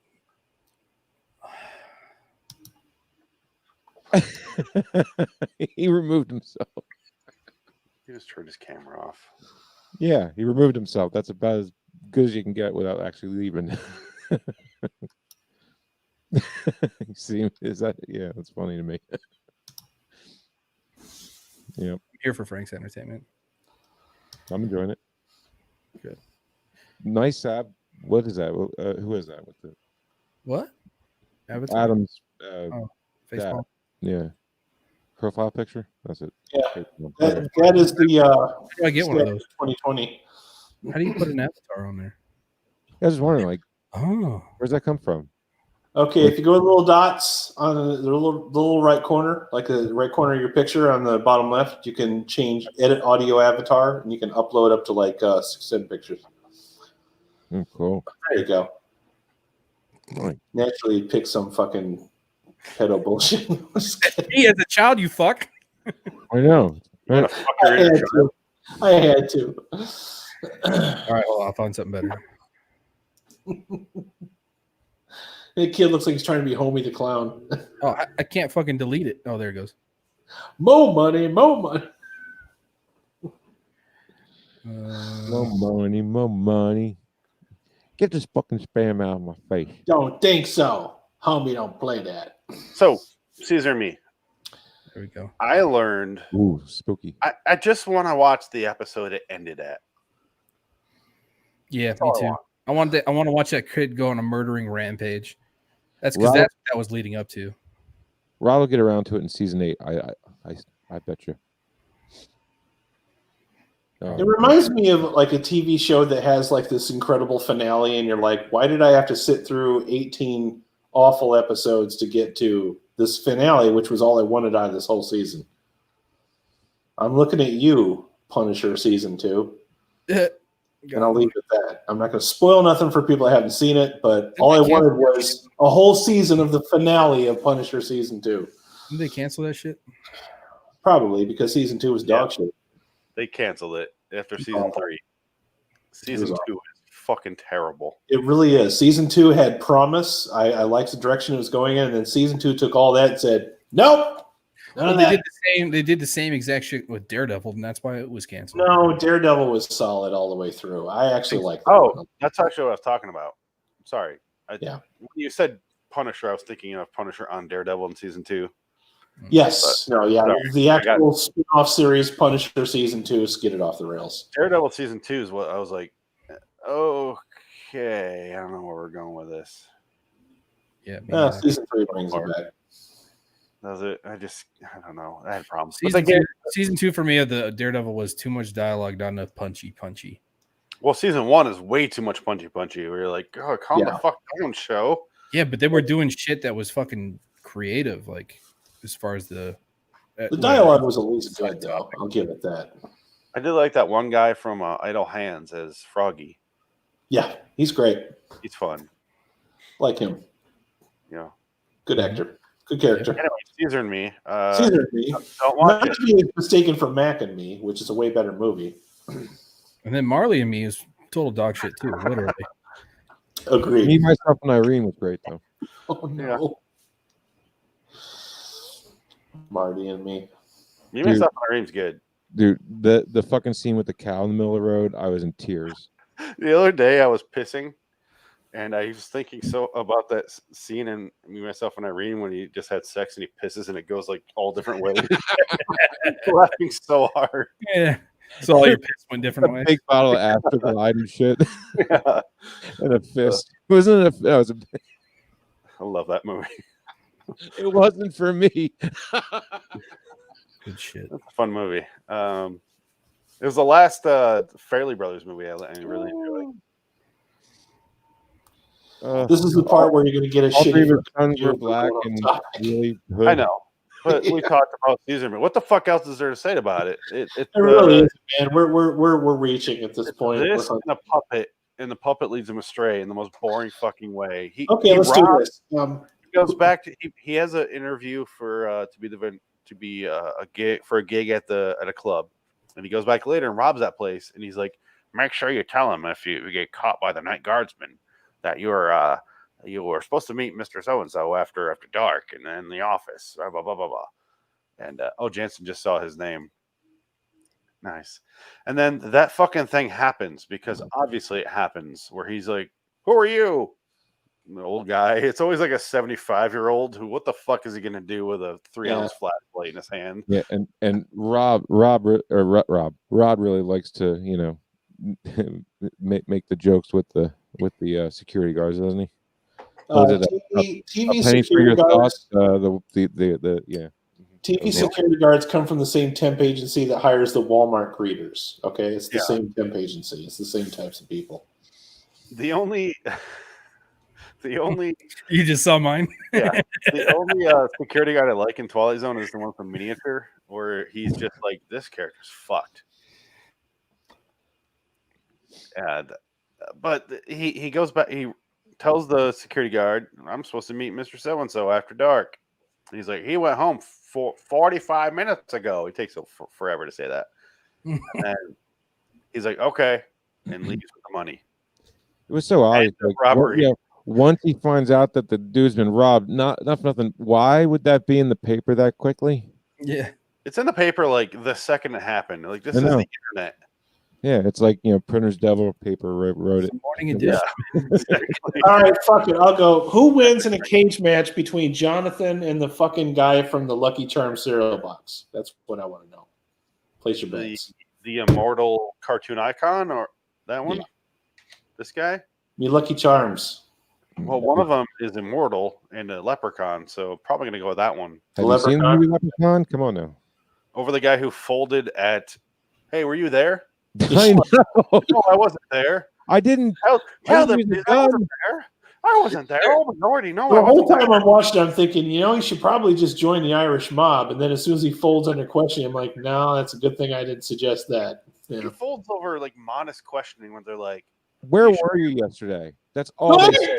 And he literally he petted his dummy right into jail. Frank, you want to do a role play here? Movie? All right. What, Jansen? Isn't there a Leprechaun versus Chucky movie? No. I wish there was. Holy shit, I wish there was. But Frank, do you want to do a role play there? Want to be the police questioning me? Sure. Okay. Knock, knock. Hello. Who be at my door? They gotta go. It's the cops, sir. Can we need to ask you a question? What's your badge number? It's right there, sir. Can you not read letters? I can't numbers? read your American English. Numbers are Arabic, sir. Oh, sorry. Now I see it. What can I help you with? Oh, where were you last night? Fucking your mom. Last night I was in my room by myself, jerking it. Jerking it to me. I was drinking me potato soup and jerking it with the potato soup as lubricant. Miss Fluherty, you can stay in here. We might need you. We might need you to speak for him. Now, again, where were you last night? I was clearly jerking it. She heard me through the walls, and so did her little cunt daughter. You need to come with us. Whatever for? I was in my room by myself. They didn't say anything else. No, what to say? Someone else take over. Tag in. Everybody can do improv. And That's your bag. Dude, I don't know what else to say. What the cops, they didn't say anything else. The cops didn't say anything else. Ask me one more question about where I was last night. I feel shame right now. It's like, sir, I was just jerking it with the potatoes. You see, they get warm in the oven, and you put them on your fingers, and they just feel they feel real, like a real woman. Oh, he died like a stuck Irish pig. You think about that when I beat the rap. You beating off with a baked potato, sir? Fine, I robbed the place. Okay. Well, it wasn't me. It's Caesar. He told me. And the other guy goes, "Hey, beats butter, eh?" We're best of buddies. Tell him, Caesar. Tell him. Tell him. He's just trying to help me. You gotta pet the mic. He's just trying to help me. There you go. Aren't you, Caesar? Yes. And almost kiss the forehead, but don't. Oh, no. He's just trying to help me. Tell him, Caesar. And then walk away really dejected. I didn't use a gun. I think we've surpassed the cringe factor of the episode. Thank you. But I feel bad. I feel dirty. Yeah. You see the potatoes if you get them in your fingers. I need to go take the shower now. The only thing that at least Jonathan did when they were asking him, well, what did you do back in Ireland? He's like, I was an apprentice. I was waiting for him to say, I used to pick potatoes. Obviously, I know how to make potato soup. Or I used to be a goat farmer. But no, he was actually an apprentice for, unless he was lying, he was an apprentice for a guy, a ventriloquist. Was an apprentice for a doll maker named Geppetto. Geppetto. Oh, fuck this episode. Those are like Bucky Harms. I was working for Bucky Harms. Like, didn't most Irish guys lose their accent by the 60s? I mean, no, he moved here a week ago. I know. His backstory must be in Ireland, like making a real good killing as a potato farmer, Ventriloquist Dummy. potato soup maker, and just went to like, you know what, fuck, I'm gonna move to America, and he moved here, and then he got off the boat, and he's like getting hit with potatoes, like from racist your people, Frank. From racist Italians and shit like that. Yep. And they're like, go back to Aryan Ireland, race, the Italians. yeah. And then he's like, oh, fine. And he stumbles upon a doll, and the doll's like, hey, buddy, let's go start a career. Just like you to bring a knife. No, to Shane. What the fuck? Did he find the puppet and was like, or he went out looking for a puppet, or did the puppet he walked into a room after that guy left him for a woman, and then the puppet was like, I'll give you $5, you put your finger up my ass. Put your hand in me, you Irish prick. Fucking Mick, get it up there.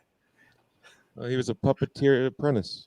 I don't know what happened. That's the basis of the relationship. It just started off as one big fisting call. Wouldn't it be funny if they had a hour-long serious drama about an immigrant from Ireland that comes over and is like hated and getting persecuted here in the state, and it ends with him fisting a puppet. Yeah, it's like a love scene. God. It ends with him saying, I have a particular set of skills. I will find you and I will fist you. Right up in there, brother.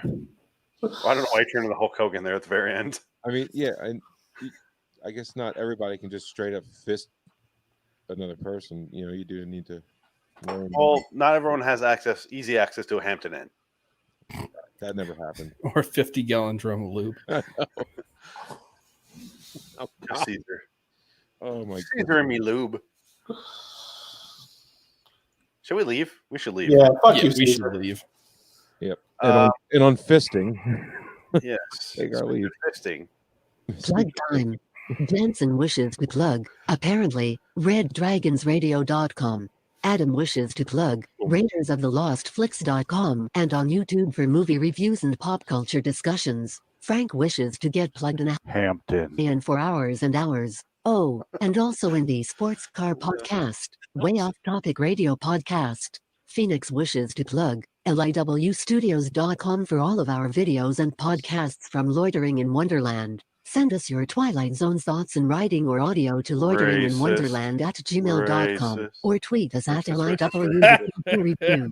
We will read and or play them on the podcast next time. Until next time, and in the meantime, I am Phoenix West, joined by Frank Lynx, Adam Wilcox, and Jansen Carlin. So long, citizens. Shut off the fucking podcast now. .com. I kind of want to watch that. Did version again? Was I the only one where everything just went nuts? Or probably. Did I lag out? Isn't that usually how that happens? You're the only one that goes nuts. Yeah. Recently, yeah. But I don't know why. I gotta figure that out. Might have to reset.